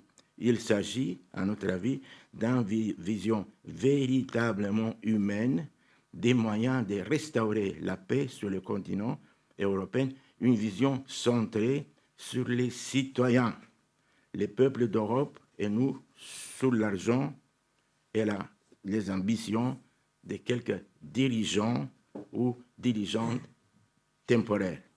À court terme, réaffirmer et réarmer l'Europe pourrait être une solution, même si, comme nous l'avons montré, il est difficile de croire que les délais proposés seront respectés. Attention, 800 milliards pour l'armement de l'Europe.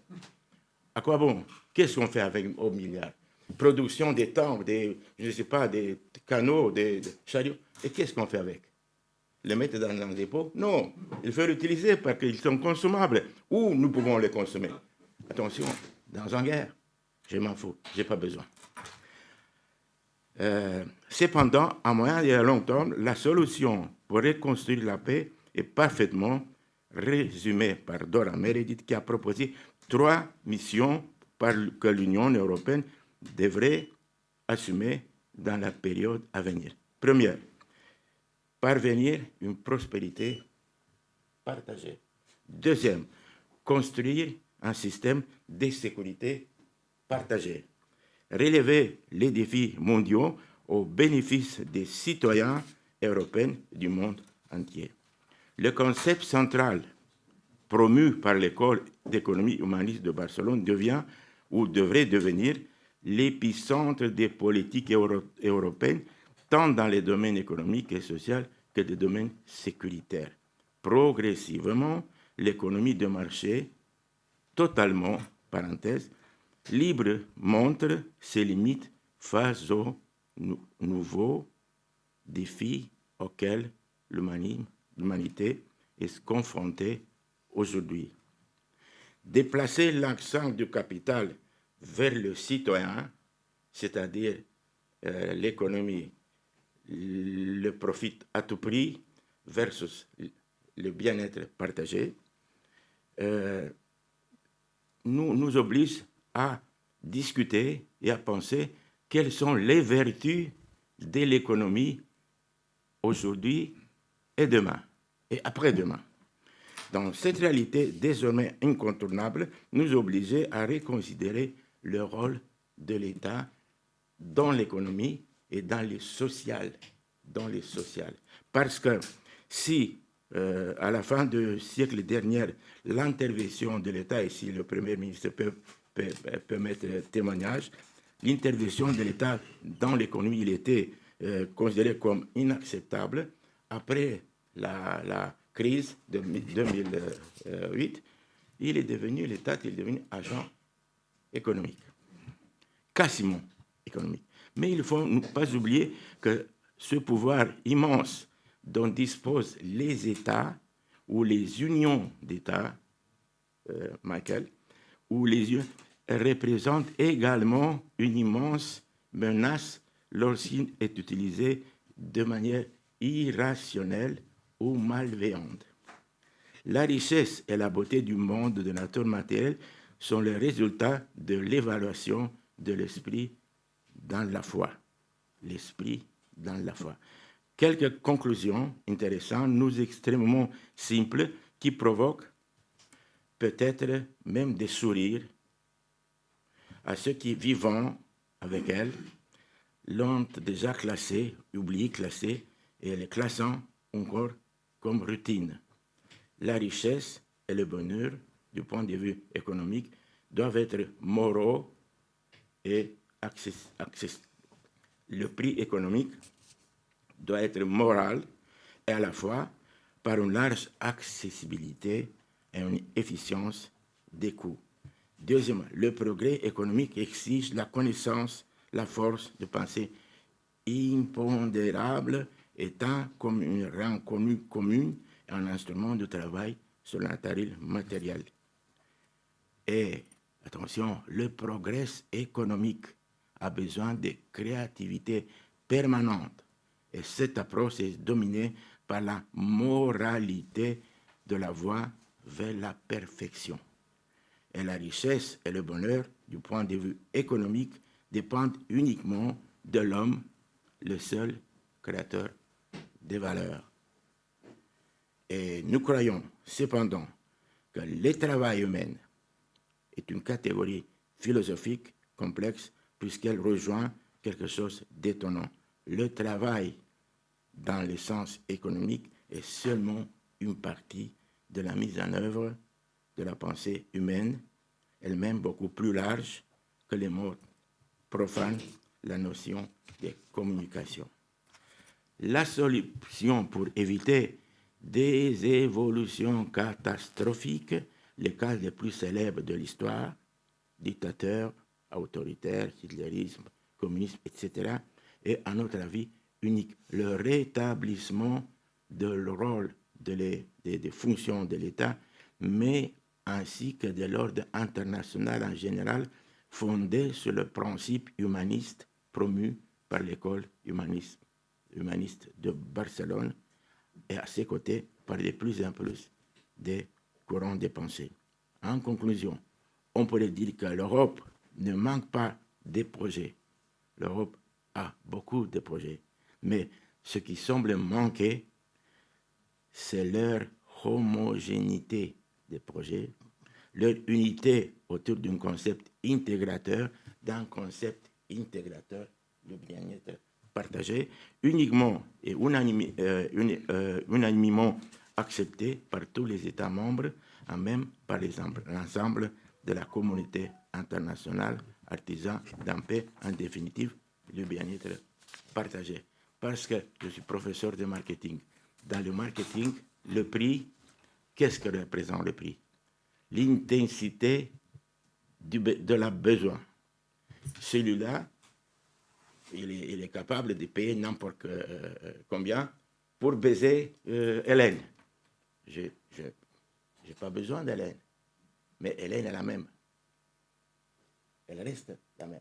Mais comme ça, l'économie, on doit, pour faire, c'est un projet, unique projet capable de faire encore une demi-siècle de paix en Europe. Merci bien.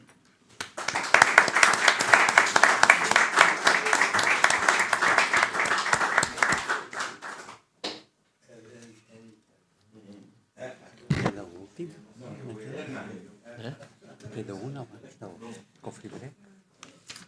Queda una abans del coffee break. N'hi ha una abans del coffee break. Queda aquest. Sí, aquí. Vale. González Santoyo. Muchas gracias, querido académico. Y seguidamente llamamos al excelentísimo doctor Federico González Santoya.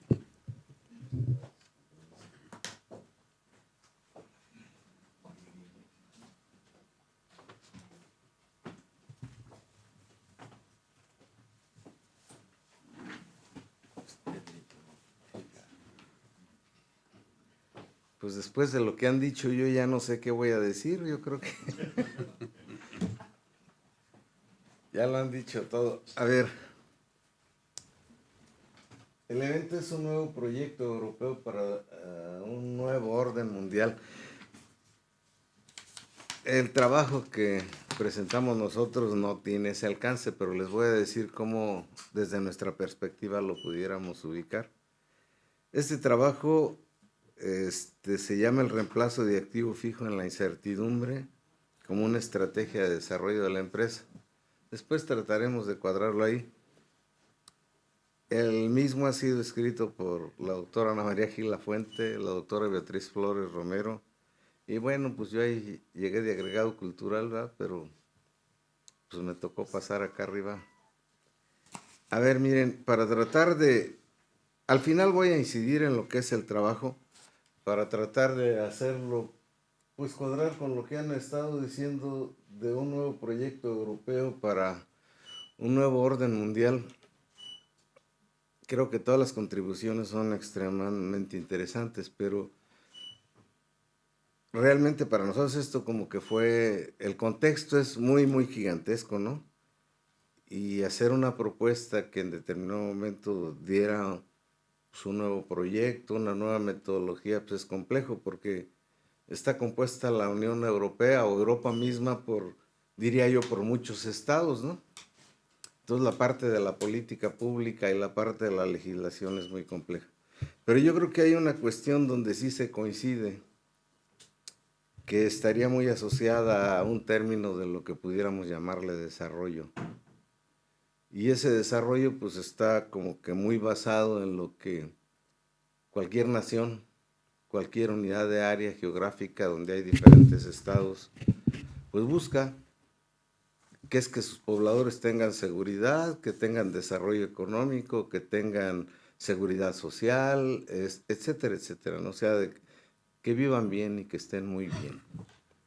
Pero curiosamente atrás de esto, pues creemos que hay hay muchas vertientes, pero hay dos fundamentales. una que está muy asociada a algo que han estado hablando aquí, que lo relacionan con lo verde, pero en la realidad yo diría que está dentro del contexto de sustentabilidad, porque hablar del contexto verde, yo de base soy ingeniero electricista, y yo digo, pues sí están las tecnologías verdes, pero no dan para satisfacer las necesidades del mundo, porque no tienen el contexto de desarrollo tecnológicamente para darle soporte. O diría alimentación, productos orgánicos, tampoco da. Es muy interesante filosóficamente, pero lo curioso es, a ver, yo de base soy campesino en mi tierra, hago ratos de campesino, aunque me dedique a la academia y cosas profesionales, pero si yo hago cultivos con cuestiones orgánicas, les voy a poner el ejemplo del maíz, aunque sea una tierra buena, con contextos de riego, pues me va a dar en orgánicos 1,5 toneladas, 2, 3 toneladas si quieren a reventar por hectárea. Mientras que uno orgánico que, hijos, hay algunos que se rompen las venas y casi lloran porque dicen que no, estamos acabando el mundo. Sí, pero esos voy a tener de entre 10 hasta 15 toneladas. Es más, en China hay un ejemplo clásico que producen 100 toneladas por hectárea. Y curiosamente es un ingeniero mexicano el que tiene el proyecto ese. Entonces aquí lo primero que diríamos, ¿qué queremos? ¿Darle de comer al mundo? ¿O queremos cuidar el mundo en un contexto que está dentro de un esquema muy filosófico y que no está en la cuestión de la economía? Bueno, pues, ¿qué tiene que ver esto con el derecho de nacer o el reemplazo del equipo con este tipo de cosas? Pues lo primero que decíamos es, oye, a ver, hay muchos modelos económicos, hay muchas metodologías, y hay una que todo el mundo la conoce, que empieza con un modelo que le llaman la triple hélice, que ahora ya hay modelos que tienen N hélices, pues ya le van incorporando variables y cada variable es una hélice, ¿no? Pero empezaríamos con la triple hélice y ahí me quedaría y después haría cómo cuadramos este trabajo en el desarrollo económico.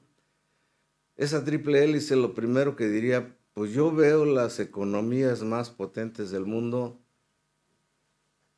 y han pugnado o se han puesto de acuerdo para trabajar en ese modelo económico de la triple hélice. Todo lo que es universidades, centros educativos de investigación, etcétera, etcétera, donde se genera el conocimiento, pues buscan dentro de este esquema de la política pública, independientemente de la orientación filosófica, política y social que tengan las naciones, decir, vamos a hacer un gran acuerdo entre lo que es la directriz del gobierno, para que de ahí se deriven lo que son los planes nacionales de desarrollo, tratándose de la nación que estén estudiando, ¿no? Entonces, todo lo que es generación de conocimiento, cómo se comporta desde los esquemas de desarrollo de las naciones y relacionado con la política pública, pues hacerlos que coincidan con relaciones uno a uno, ¿no? Y luego por el otro lado con los que tienen el dinero, ¿no? Que es la empresa. Y si le queremos poner otra hélice o otra cuestión que ahora es importante, pues le ponemos la sustentabilidad.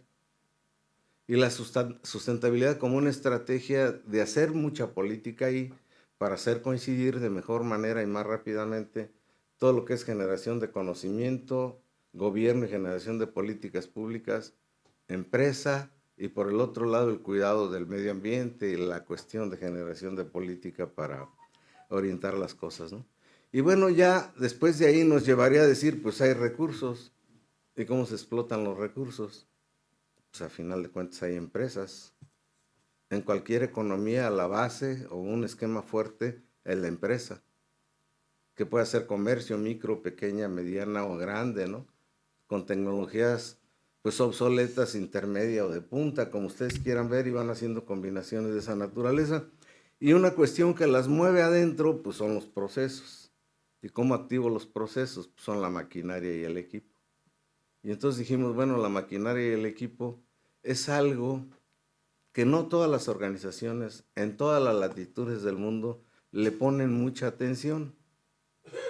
Y más si tienen el control del mercado, como decía el doctor hace un momento, ¿no? Sí pueden tener control de mercado, pero aún teniendo el control de mercado, hay sistemas que son más eficientes y eficaces en términos de generación de rentabilidad. Pero esa rentabilidad orientada a la satisfacción de los mercados, pero por el otro lado, a que tengan una excelente calidad y puedan ofrecer un servicio impecable. Entonces van interviniendo muchas más variables. Entonces ahí sí dices, bueno, pues, ¿hasta cuándo, una vez que ya están conformados los procesos de acuerdo a cómo le interese a los empresarios, vale la pena mantener ese activo fijo? Pues hasta que dejen de que se pueda seguir haciendo negocio, ¿no? Es que alguien decía, es que esa orientación está como mal. No, pues el empresario quiere generar riqueza, no quiere quedar bien con el mercado, cada vez quiere ser más rico. Y cuando ya en algún momento dado no le da la posibilidad de estar haciendo negocio, pues o lo cierra, o cambia el proceso, o reemplaza la maquinaria y el equipo, etcétera, etcétera. ¿Y esto cómo se viene? Pues yo creo que ya hay cuestiones muy base de variables que se pueden tomar en consideración, como es la insuficiencia, ineptitud, mantenimiento excesivo, eficiencia decreciente, antigüedad, inadecuación física que estaría asociada al desgaste, modificación de la tecnología, el financiamiento, y luego ya vendrían las vidas, ¿no? La vida económica, la vida fiscal y la vida útil, ¿no? Habría muchas vidas y hay muchas metodologías para hacer estos análisis. Pero yo creo que una cuestión importante es, la vida útil no interesa a un empresario, porque puedo tener un proceso con tecnología, maquinaria y equipo conformada que todavía aparentemente funciona bien, pero ya no genera negocio. O puedo tener tecnología de punta, pero el proceso no es automatizado, es un proceso intermitente, pues también, aunque sea tecnología de punta, está muy malito el asunto, ¿no? Entonces, dicho desde esta perspectiva, dos tendencias fundamentales. Pues vida económica. Y vida económica, pues hay muchas metodologías, pero una metodología muy sencilla pudiera ser el análisis marginal. Cuando el costo marginal es inferior a la utilidad marginal en cierto nivel que el inversionista o el empresario todavía acepte, pues lo deja. Si es igual, pues es algo así como pensar, estamos en el punto de equilibrio. Todo lo que entró salió y vámonos a la fiesta, eso diría un alcalde de mi tierra, ¿no? ¿Dónde quedó el dinero? Pues ustedes no se preocupen, todo lo que entró salió y vámonos a una comida. Estoy pensando después del informe. Entonces, aquí la situación es que siempre debe haber una condición donde la utilidad marginal sea superior al costo marginal. ¿En qué nivel? Pues en el nivel que el inversionista desea. Cuando ya llega a un estado de igualdad o un estado donde el costo marginal es más grande que la utilidad marginal, pues cambio. Esa es una metodología así muy sencilla. En el trabajo pusimos el costo anual uniforme equivalente. ¿Por qué? Pues porque es una metodología sencilla, buena, bonita y barata. Y hicimos dos análisis ahí sencillos, uno que tiene que ver con maquinaria pesada, pero maquinaria pesada de alto costo, de alta inversión. Y otro, como estaban hablando de la cuestión de la salud hace ratito, en el trabajo no dice exactamente, porque en los trabajos nunca ponemos los datos de una empresa en la que se le hizo alguna intervención, ni son los datos reales, pero en Morelia, en mi ciudad, hay una cadena de hospitales, llamémosle así, que tienen tecnología de punta y que son, pues no son pequeños, son grandes. Se llama Star Médica, y entonces ahí esos cuates primero compraron como media cuadra y pusieron un hospital ahí. Pero el problema es que hacen intervenciones de alta tecnología. Y pues tenían que tener generadores de, en este caso de diésel, son de diésel, para plantas de emergencia para generación de energía. Pero luego compraron la otra mitad de la cuadra que les faltaba y ahora es como pensar aquí toda Si me entienden bien, toda la cuadra, pues todo el manchón de casas ya es el hospital. Van a tener más servicio, más demanda energética, etcétera. Y ahí de las capacidades que había en el mercado, había dos que se podían pegar, que sumadas daban capacidad para satisfacer las necesidades de todo el hospital, o bien dejar lo que ya tenían, que habían comprado de la planta de emergencia, y comprar las otras dos plantas que separadas pues daban para el déficit que podía haber de energía si en un instante se iba y estaban operando corazón o estaban operando cosas delicadas, ¿no? Pues esos son los dos casos que vienen en el trabajo, que yo creo que lo podrán ver ahora que esté el libro, pero se hizo el análisis con teoría clásica en los dos casos y poniendo el análisis en la incertidumbre, poniéndole lógica difusa a los dos casos. Y bueno, pues la cuestión era contrastar, primero encontrar hasta qué estado era posible mantener el sistema operando y cuándo había que reemplazar. Y fue pues, extremadamente ilustrativo la parte del análisis en la incertidumbre. Entonces, pues esos análisis comúnmente no se hacen cuando se hace una consultoría de esa manera, se hace con teoría clásica, pero pues acá se demostraba que se le da más confianza al inversionista, ¿no? Y se me olvidó otra cuestión, la cuestión fiscal. En la realidad, eso también se tomó en consideración por ahí. Alguien dice, pues ya deprecié el activo fijo y ya lo puedo reemplazar. Fiscalmente sí, para los que son contables, y etcétera, etcétera, pero es posible que todavía contribuya fuerte al negocio, ¿no? Entonces podría decirles muchas más cosas, pero yo creo que ya me pasé del tiempo. Y ya, más bien si tienen alguna pregunta, algún comentario. En el coloquio final. Next. Pues muchas gracias y una disculpa que como que me emocioné y le estaba dando más tiempo. Muy bien.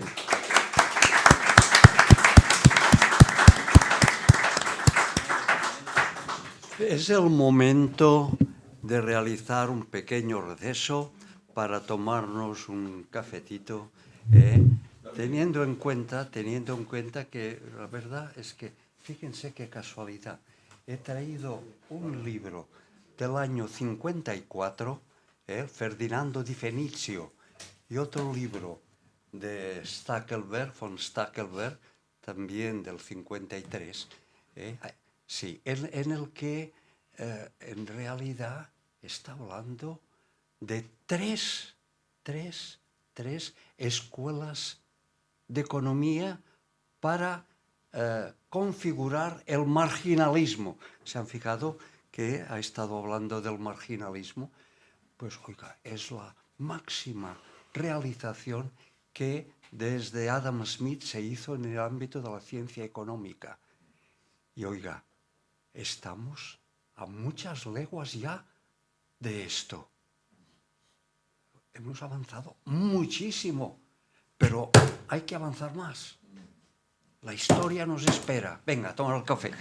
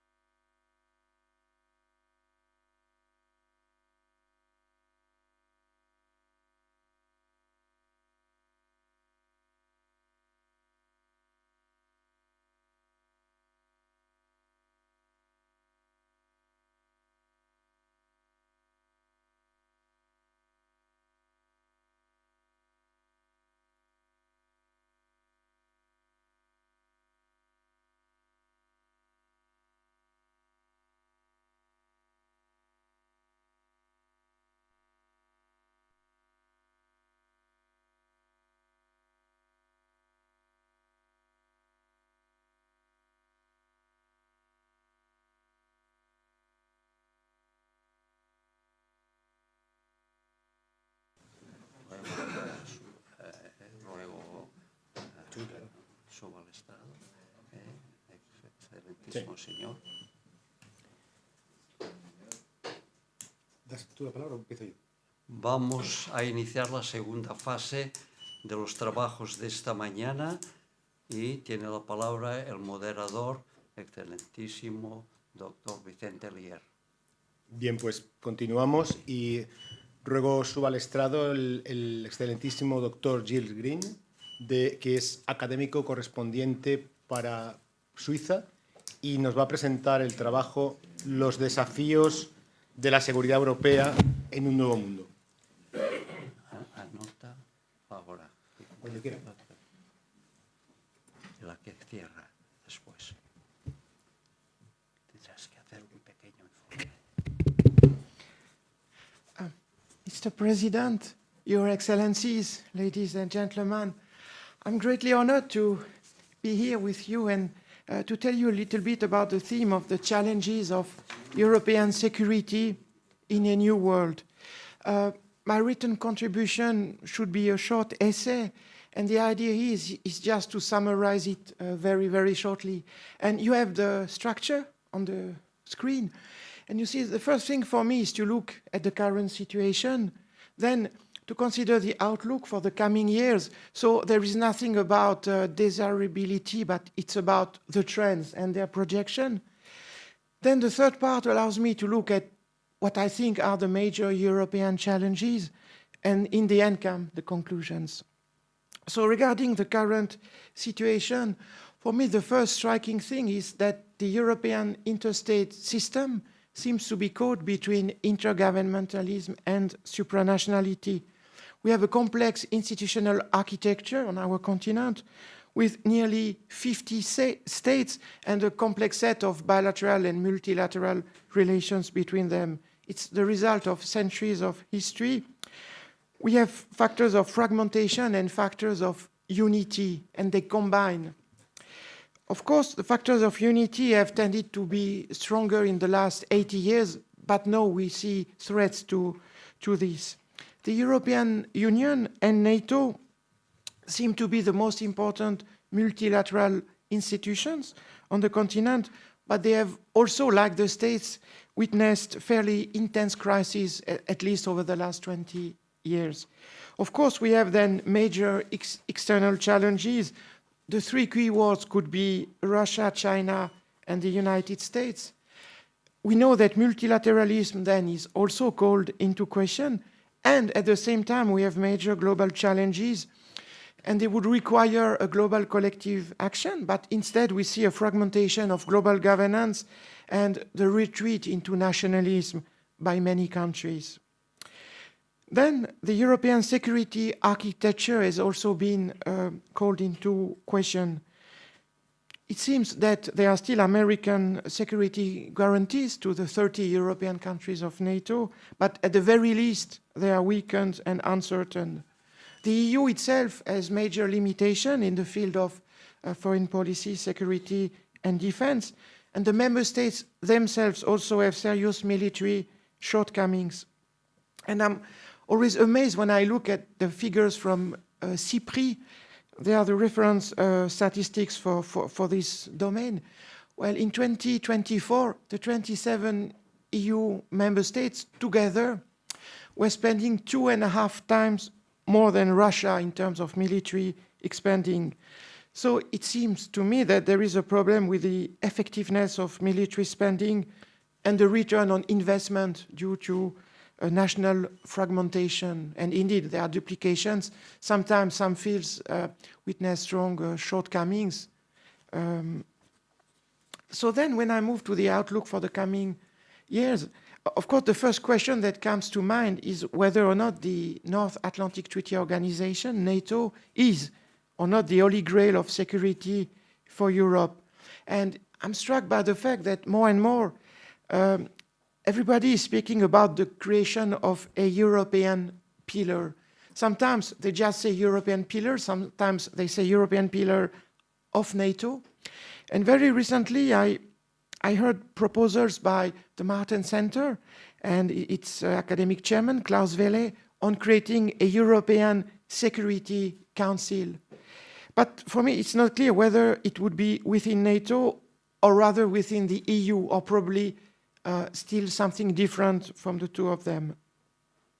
The European Union has gained importance in the field of defense policy, has become a provider of inputs for the defense capabilities of the member states. It can help them to increase their financial margins. It can assist them in the increase of military spending.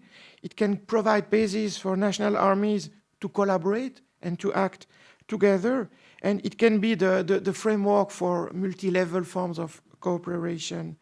And indeed, we mentioned the Readiness 2030 package that was passed, that was presented last March, earlier this morning.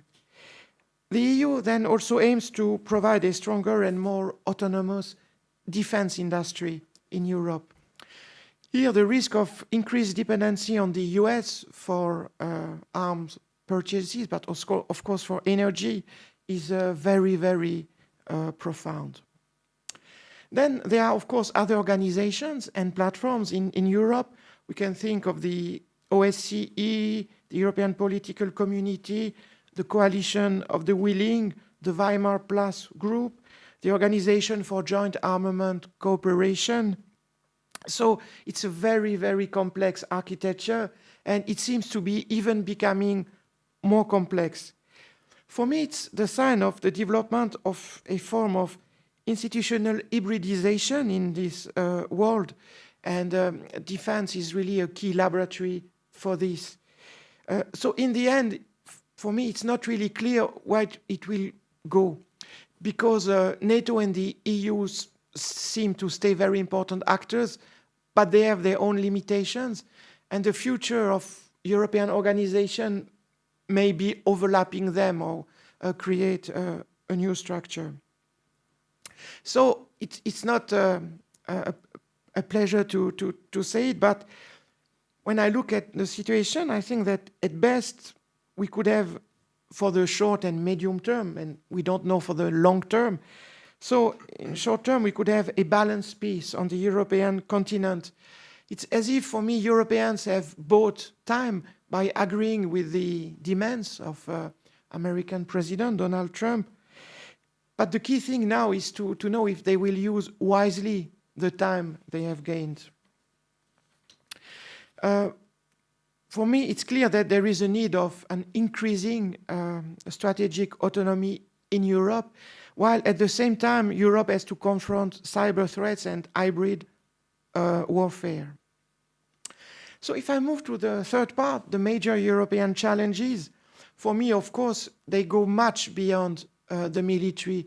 The military needs to be put in perspective. And as I've said, Europeans spend a lot of money on their defense. And normally, I mean, if it were wisely used, it should be enough. And that's why we may be surprised about the talks to increase more and more and more without thinking first about revising the structures of cooperation between states. So for me, it's the key point, really, the modes of cooperation and the structures the states on the continent choose. So the first major European challenge is the democratic resilience and the rule of law. And it's very wide. It has to do with economic and social cohesion, but also the cohesion of the territories within states and between states. And of course, we see a growing polarization in the political field in Europe, which is very bad for many, many reasons. A second major challenge is the dual challenge of the enlargement and deepening of the EU. Historically, the 7 successive enlargements of the communities and then the Union have proved to be great successes. They have brought stability and shared prosperity. And today we have 9 official candidate countries, and things need to move on, but at the same time, the EU also needs to reform itself internally. So it's very complex, it's systemic, and there are many, many, many things to be realized. Then, of course, the key thing of innovation, competitiveness, and economic integration. if you look at the rankings, it seems that only a minority of European countries are highly innovative and competitive. So Europe needs, I would say, to retain and to train talent, to create a real savings and investment union, to go on with decarbonation and sustainability, because it's necessary for the world and it can become a key factor of competitiveness. Energy prices need to be lowered. Then I think Europe needs a simplification shock. I mean, we need as much legislation as necessary, but I would say as little as possible. Then we have the state of public finances. We've mentioned before the case of some countries, and for example, France, with a public debt of now more than 3.3 trillion euro is worrying, but it's not the only case. At the level of the EU, the Letta and Draghi reports of 2024 seem to have been highly influential in the intellectual mindset. The Commission refers to them, but they seem to be difficult to be really implemented wholly and in a short period of time. Then we have the field of diplomacy, security, and defense. For me, the key would be for Europe to be able to speak and act together, and so strengthening political integration. And of course, I don't mean at all a super state, a kind of remake of the USA. I wouldn't want to be presumptuous by mentioning Switzerland, my own country, but as Michael mentioned it, of course, I'm sure there are many sources of inspiration here. So in this military field, I think Europe needs to remove the obstacles to military interoperability, to military mobility, to create a genuine European defense industry, and it has to go with a priority for European supplies, for European armies. If Europe continues to import 60% of its weapons from the USA, we will have a problem. I guess it's what the American president wants, but we have different objectives. Then in the military field, well, as I said before, first of all, we should better use what we have, the spendings, but there is a need for more investment, more coordination. And regarding Russia, the key thing will be to deter a Russian aggression while at the same time avoiding a military escalation, which would be a disaster for the world. And the nuclear dimension is in the middle of all this.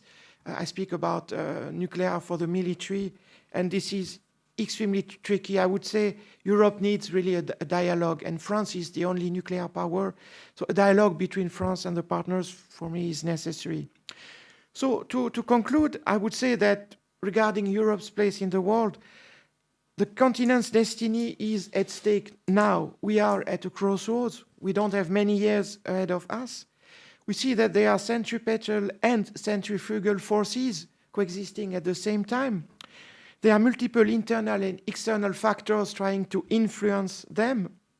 And so, for me, the need for systemic solutions is the key. I think systemic thought is needed, and it will be very urgent to address these issues regarding complexity. And finally, for me, the message of the Founding Fathers is still relevant today. Of course, I won't tell you about Jean Monnet and what he wrote in the 50s, 60s. It's in his archives. For me, it's still totally current. And in the end, we need the peoples of Europe and proper institutions. And if they are able to create a kind of magic square between methods to cooperate and integrate it, what is necessary, to have proper institutions, proper legal rules, and so to implement proper public policies, then the future will be good for Europe. Thank you for your attention.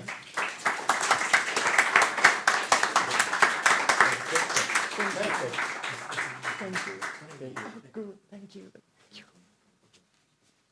Muy bien. Pues ahora rogamos la presencia del excelentísimo doctor Pier Giuseppe Morone, que va a presentar la comunicación Transición hacia la sostenibilidad bajo riesgo e incertidumbre. Es profesor de la Universidad de Roma y miembro de la Barcelona Economic Network. Cuando quieras. Thank you. Mr. President, estimated colleagues, ladies and gentlemen. It's a pleasure to be here once again with you and to have the opportunity to present in front of you some of the outputs of my ongoing research, which is about sustainability, as you probably know by now. And today I will be focusing on the role of risk and ambiguity in the transition towards a more sustainable Europe and world.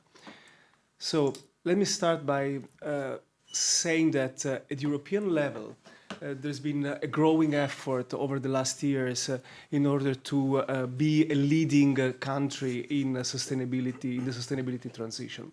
These are just few of the action plans, strategies that the European Union has put into place in order to be a leading country in the transition. But however, as we know, and also in the previous presentation, this problem were touched upon. As we know, there are a lot of threats now, which might undermine the European effort towards sustainability. There are several threats related to the geopolitical instability, the economic conditions that are changing over time due also to the US policy about tariffs, so on and so forth. So all these conditions might push Europe in a different direction from what it has done so far. I will focus on one specific problem, which can be a major threat for the sustainability transition, and this is the risk of greenwashing. That is a mispractice done by several companies, where they put in place fake claims about the sustainability of their behavior, of their companies. This is a major problem for several reasons, of course, as you can imagine. First of all, because it's just giving wrong information to consumers and to the citizen, and of course this is a problem by itself. But another major problem is that in a way, whenever there is the greenwashing and people are getting aware of the fact that all the claims that companies are doing are oftentimes are not real, are not supported by real data, then people become discouraged in behaving themselves in a more sustainable way. So this is like activating a vicious circle. Now, what can be done in order to avoid this or to minimize the risk of greenwashing? There are several issues here. From an economic point of view, I'm an economist. From an economic point of view, one of the issues here is about the information asymmetry. Whenever there is an information asymmetry, whenever there is a hidden information, then it's a problem about greenwashing can occur more easily, okay? So we have to understand what can be done in order to reduce these information asymmetries between consumers and producers so that we will reduce the risk of greenwashing. Now,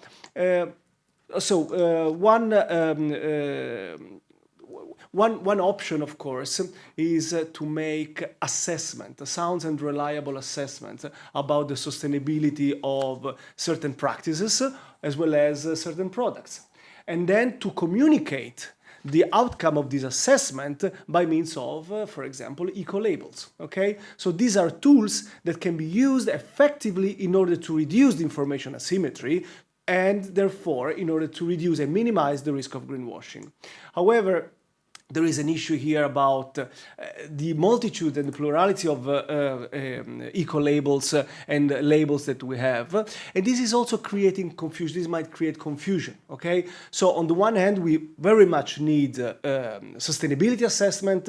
We need to define criteria for measuring the sustainability of practices and products. But then on the other hand, we see that there are so many labels that might eventually confuse consumers and do not serve the purpose of increasing the transparency of the market, may not serve the purpose of providing reliable information. So what we are doing here, I will be presenting now very briefly the results of an experiment that we did in order to investigate the role of risk and uncertainty, risk and ambiguity in pro-environmental behavior. Okay, so this is this is just my research team, and we have been working on this topic for several years now, mostly involved in the European projects. And if you're interested in what we are doing, you can scan the QR code here, and you can get an idea of the projects that we are carrying on in my research group. But anyway.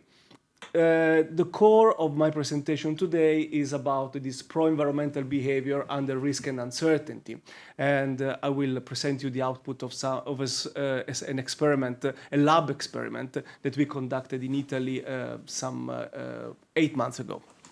Now, so basically the idea is that we know that pro-environmental behavior can be motivated by several reasons.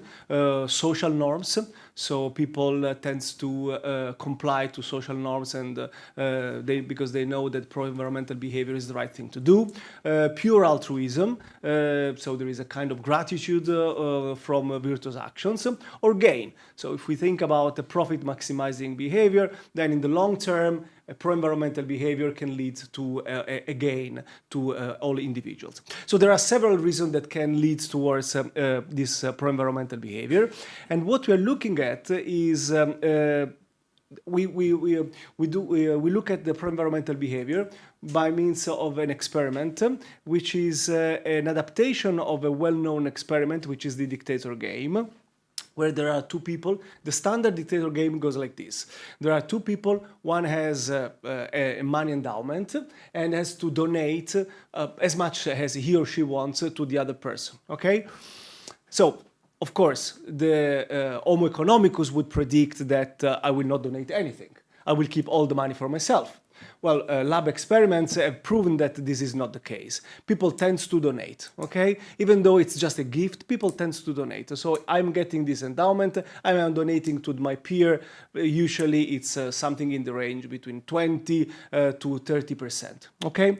So what we are doing here now is to replicate this lab experiment, this dictator game experiment, where the donator is a person that is acting, that is recruited among students, university students, but the donation doesn't go to another person, but goes to an environmental organization that is planting trees all over the world, okay? So basically, it's a pro-environmental behavior. The donation is a donation to the environment. Now, we defined several. Now, we introduce this risk and ambiguity in this game, okay? In this lab experiment. So basically, the idea is that whenever I'm donating, I'm not 100% sure under the risk circumstance, under the risk treatment. So we have a baseline treatment. Let me show you the different treatments here. So yes, we have a certainty treatment, which is the baseline, where I'm donating to the environment, and I know for sure that if I'm donating 3 euros, I'm getting 10 euros. If I'm donating 3 euros, these 3 euros will go to the company, to the Freedom organization that will use this money to plant new trees. Then we have a risky situation, a risky treatment, where I know that with a certain probability, this money will go to the company, and the company will actually plant trees. But with another probability, which is known, this is the risky situation, the money will not go to the company, okay? Will go somewhere else. They will not be used for the planting new trees. Then we have the ambiguous situation, the ambiguous treatment, where I don't know exactly what are the probabilities. So we used a certain tool in order to mimic in the lab an ambiguous situation. I will show you in a bit. It's called the ambiguity box, that was developed with the other two colleagues 2 years ago. And the idea is that we want to see if we increase the level of risk of this donation not really going to the purpose that I'm donating to, how people are behaving. Are they reducing, and by how far, their donation, okay? So this is the kind of experiment that we have set up. And let me show you So this is the ambiguity box. So the ambiguity box is a tool that allows you to mimic a situation where you have you go beyond risk, okay? So you don't know exactly what are the probability that an action will occur, an event will occur. Uncertainty box or ambiguity box, yes.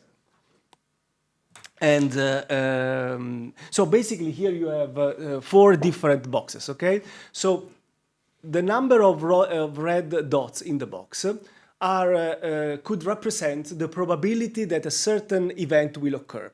You don't know exactly how many there are. So you can get a rough idea. So in this box, of course, there are way less than here. So you can get an idea, but you don't have a precise information about the probability that that event will occur, okay? So this is the way in which we are introducing ambiguity or uncertainty into this experiment. So we have the baseline where you know that with 100% probability your donation will go to the environment.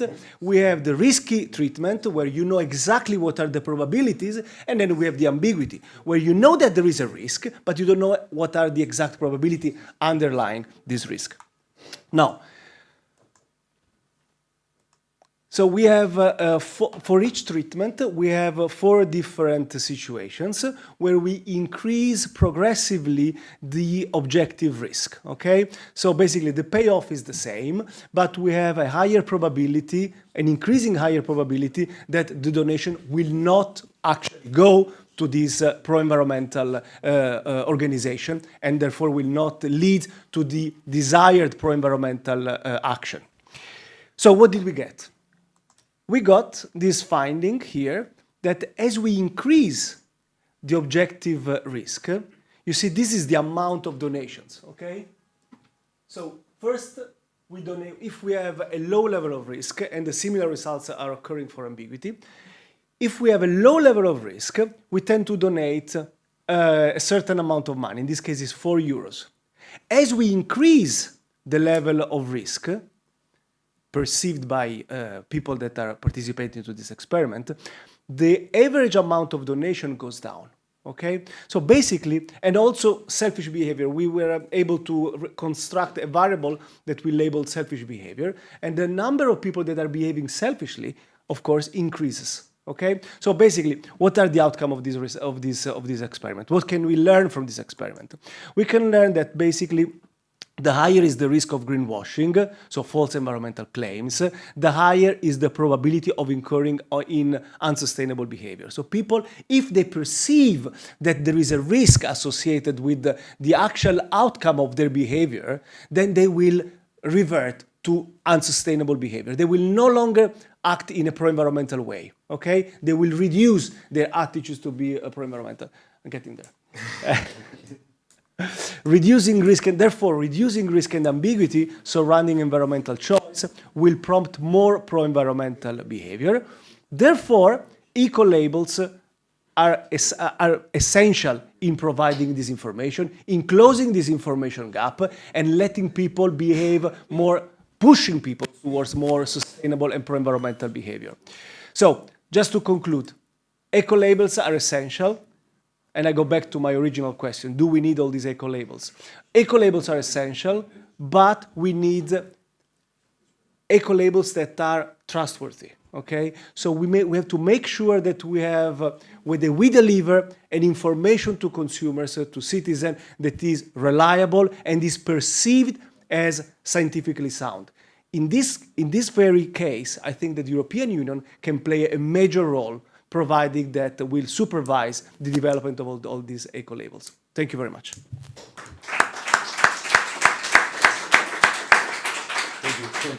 Perfecto.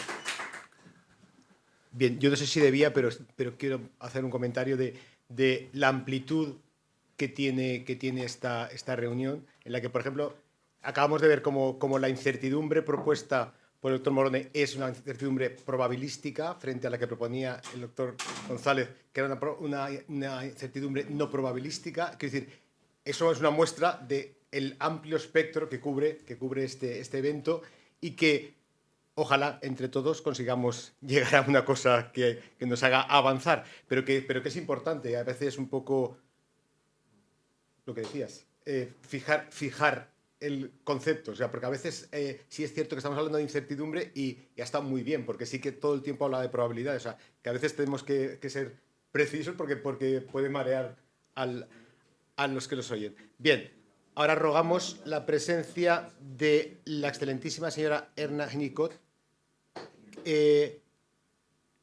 Pardon, mais je ne connais pas les titres de la comunicación. Es exministra de Luxemburgo y miembro de la Barcelona Economic Network. Yeah. Thank you so much. The title of my speech had been, I had sent it, Could Missed Opportunities Have Brought a Change? Now, to myself, I am a politician. I was in local politics, the mayor of my commune. I was in the parliament. I was a minister of research and environment, and I was a member of the European Parliament. Now I am retired, and my speech is looking a bit back about what made start our European Union. So when we look back at the history of the European creation, one question stands out. Could missed opportunities have changed the future of Europe? Could they have had a stronger, greener, and a more united comment?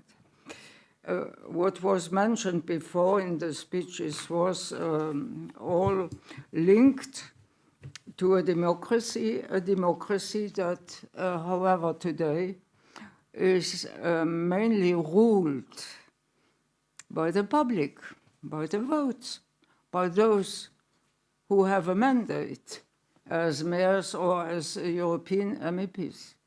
When it started, it was not like that.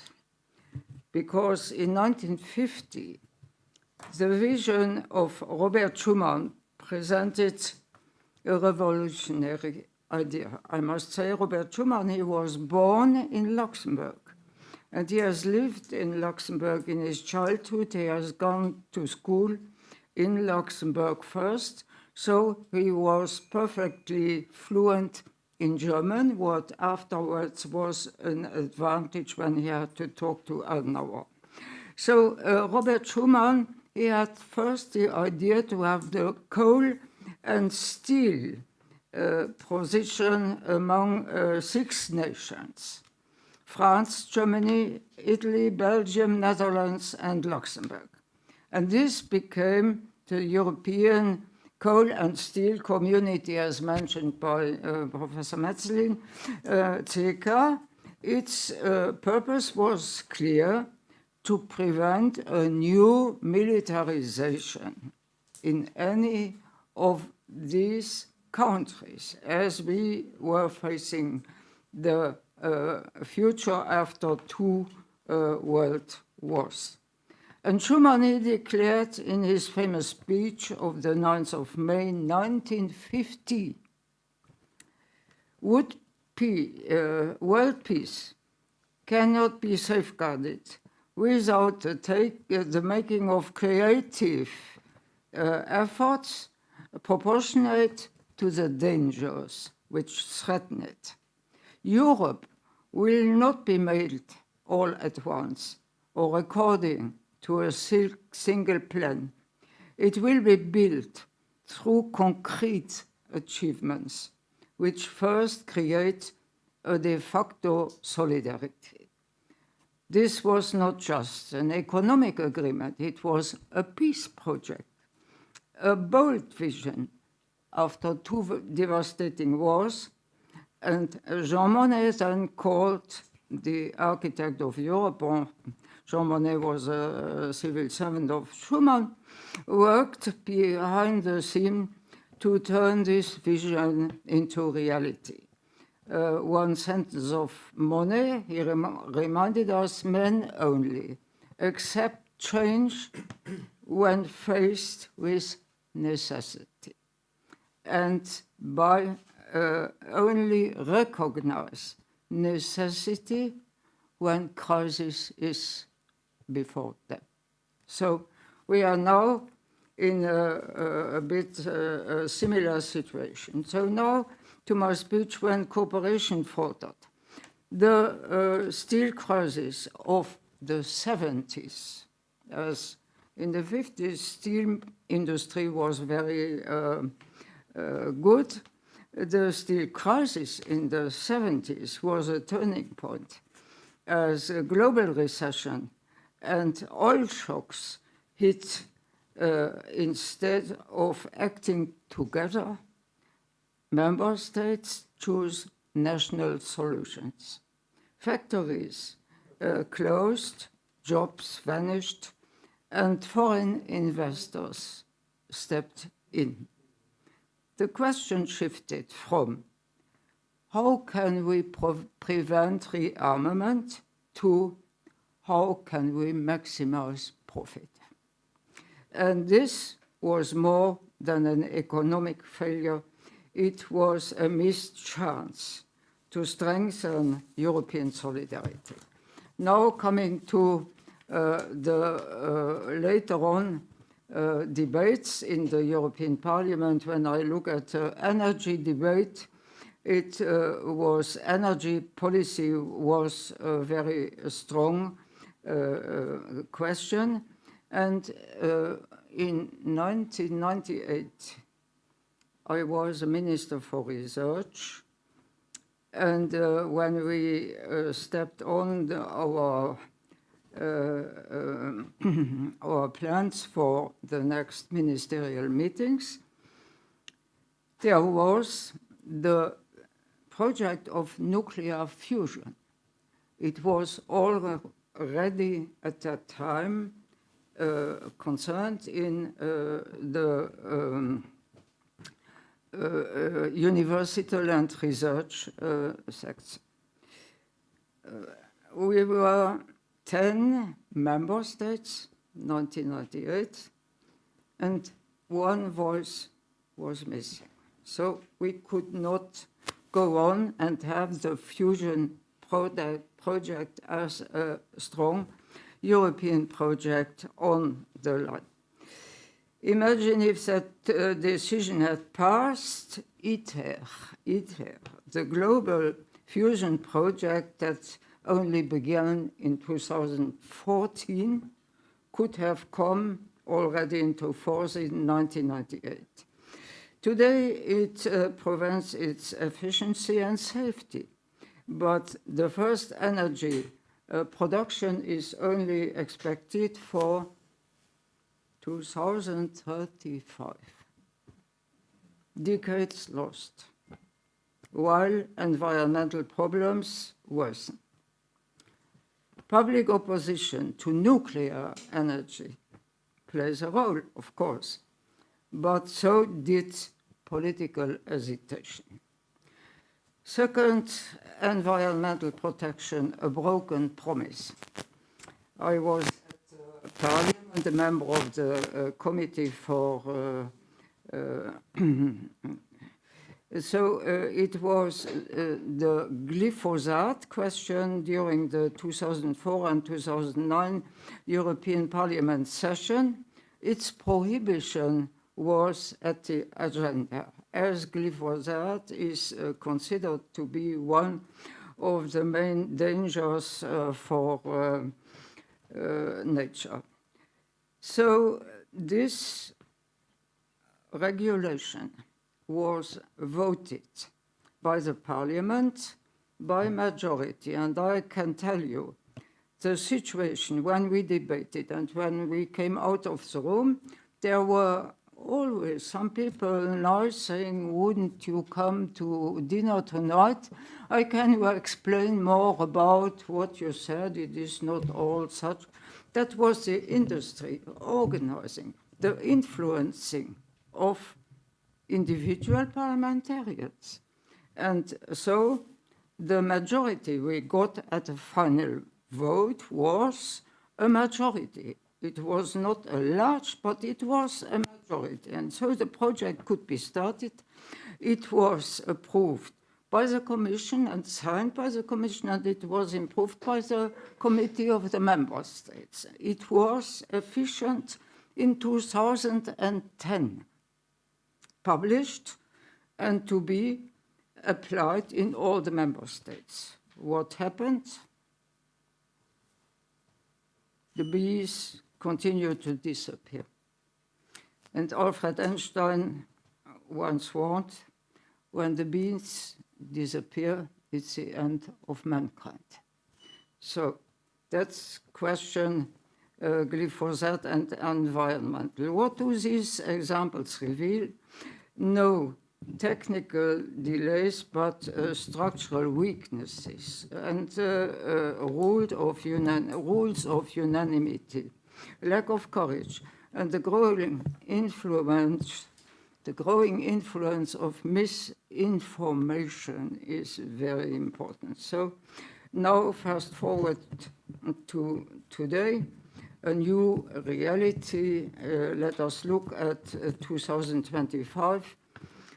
Europe faces new threats, the war in Ukraine and beyond, and cyber attacks. And in March, the EU launched the ReArm project and over 800 billion euro for defense, including joint loans and real fiscal rules. So now the lessons from Schuman and Monnet, they have not really been learned. Well, I think I have to close now, Mr. President. I still have a call for structured futures. I think many of you had good proposals, but we have to consider also the weakness of democracy and political parties and of all this misinformation that is ruling more and more the political scenery. So I thank you very much for your attention.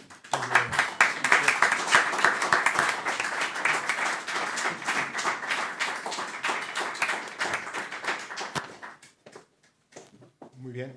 Y para finalizar esta quinta sesión, rogamos la presencia del excelentísimo doctor Dobrica Milovanovic, que nos va a presentar el trabajo El futuro de Europa en el orden mundial emergente, y es como ya conocéis, es decano de la Facultad de Ingeniería de la Universidad de Kragujevac en Serbia y miembro de la Barcelona Economic Network. Muchas gracias, excelentísimo señor presidente de la Real Academia, distinguished academicians, dear colleagues, it's my great pleasure to participate once again in this traditional event. So, muchas gracias, señor presidente, por su invitación. Over past 80 years, Europe transformed itself from ruins of conflicts to one of the most modern integrated political and economic system in human history. And as each integration phase reaches its limits, it must evolve, but not by abandoning its own principles, but by redefining how those principles work in a changing world.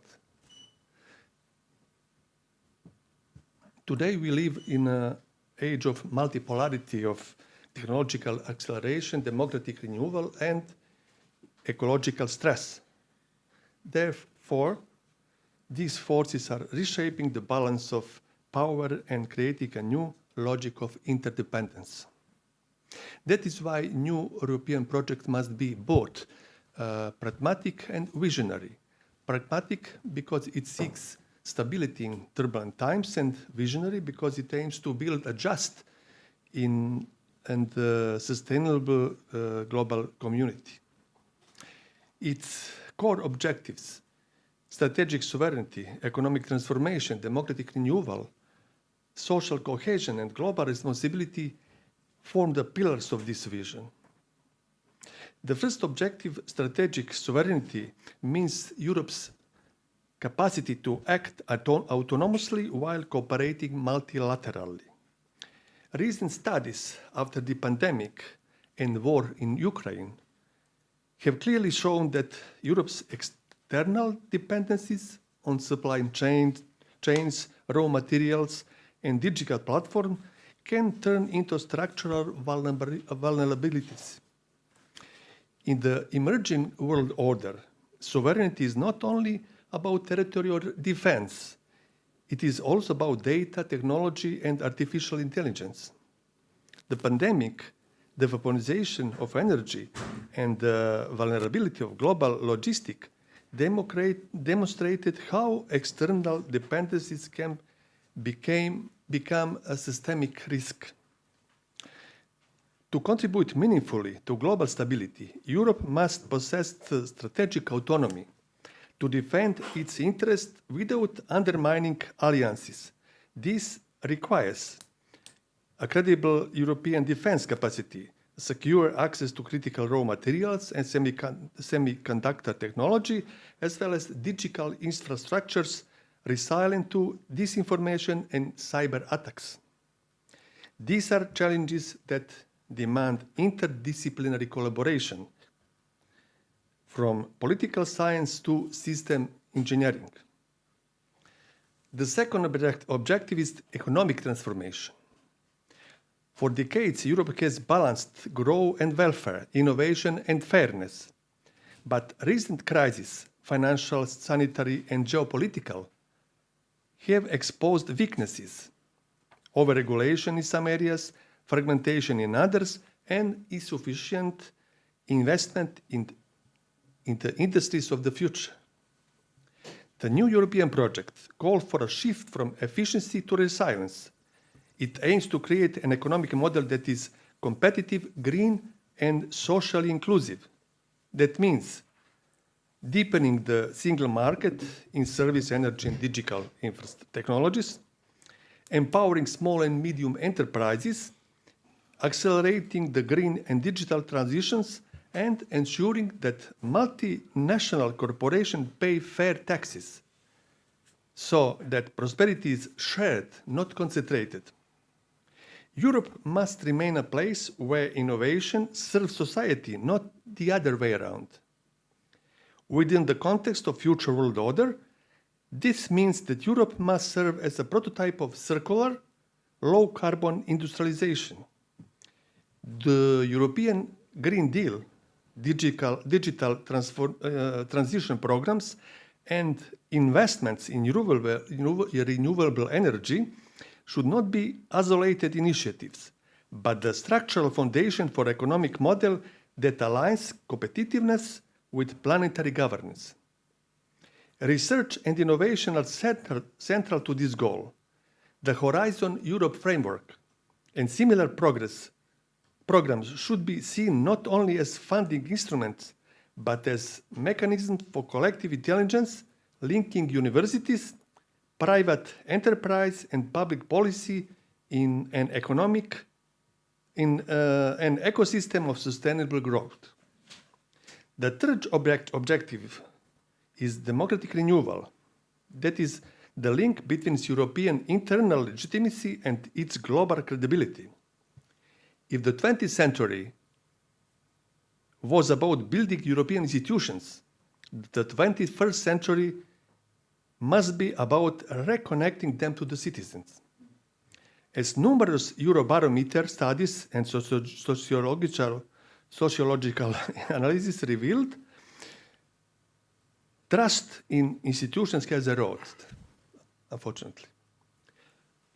The gap between citizens and European governance has widened, creating fertile ground for populism and misinformation.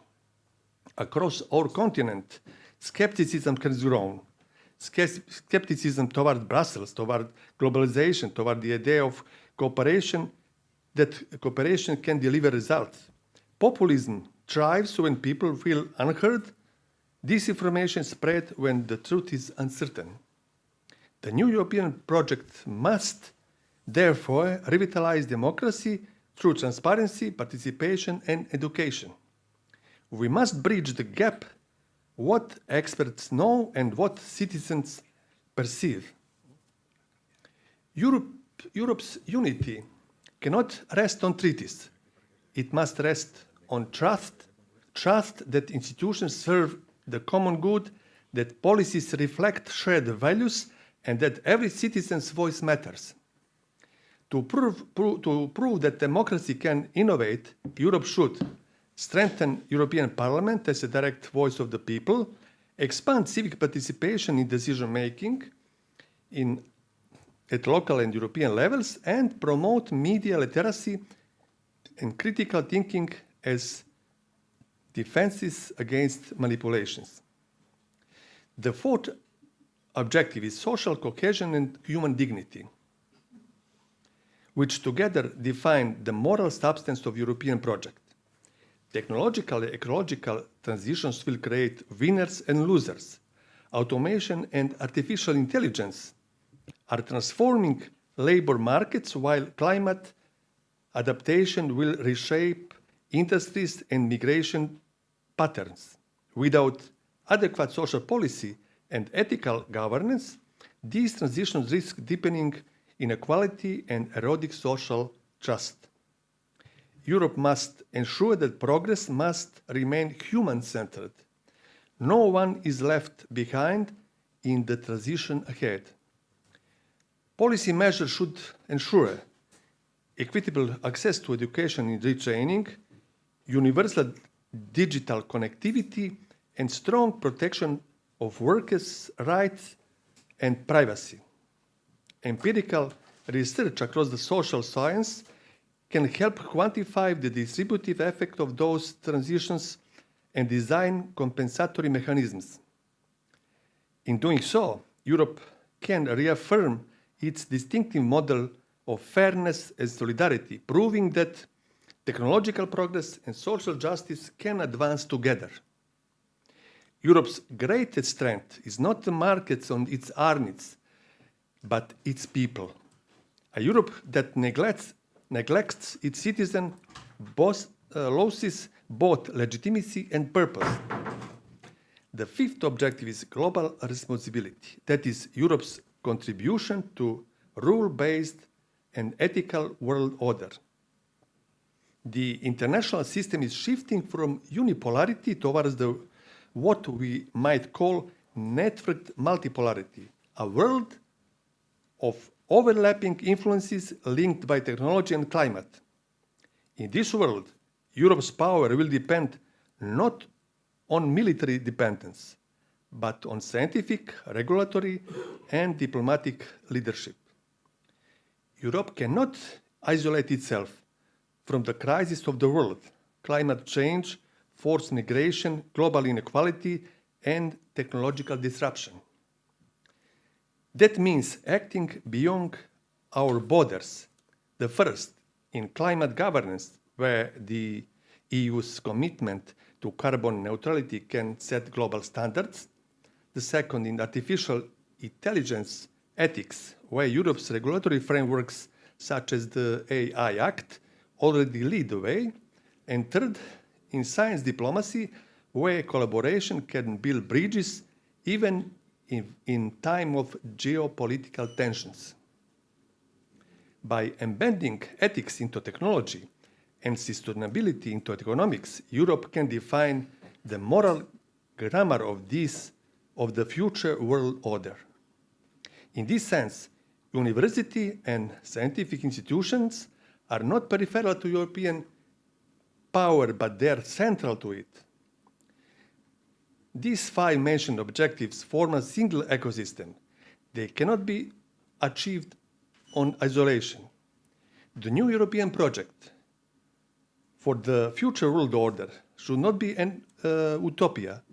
It is effort to align European principles with global realities. Its essence lies in synthesis between autonomy and cooperation, between prosperity and sustainability, between technology and humanity. The new European project must therefore recognize knowledge itself as a strategic infrastructure. It envisions a world in which knowledge, not power, rules influence. At a time when disinformation, erode democracy, and short-sighted interests threaten our planet, scientific integrity becomes a form of geopolitical power. Our success will depend on our collective ability to reinvent Europe, to integrate science, ethics, and strategy into a shared vision for humanity.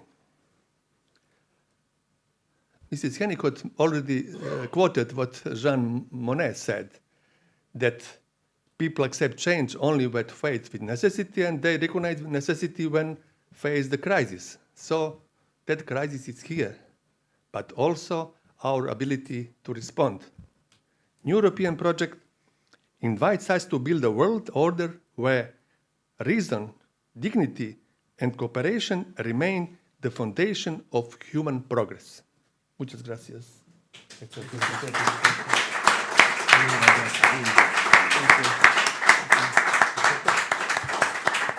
Thank you very much. Muy bien. Con esta conferencia damos por finalizadas las sesiones del día de hoy.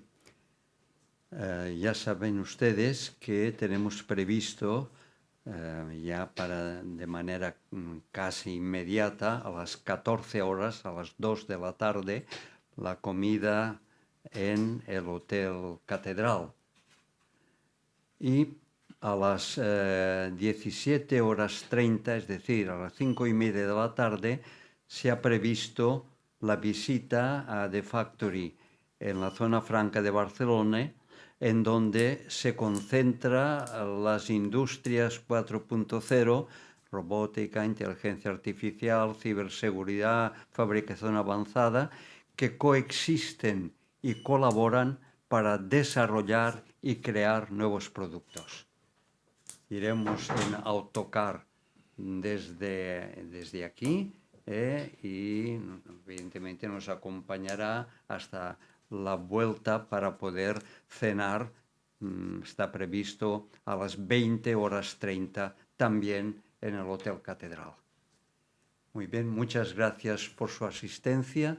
Creo que ha sido una interesantísima y casi competitiva manifestación en la cual se han expuesto diversas opiniones sobre los temas que más nos preocupan. Creo que debemos felicitarnos para ello y procurar que en el futuro esta convivencia en la diversidad de opiniones continúe siendo una fuente de la libertad.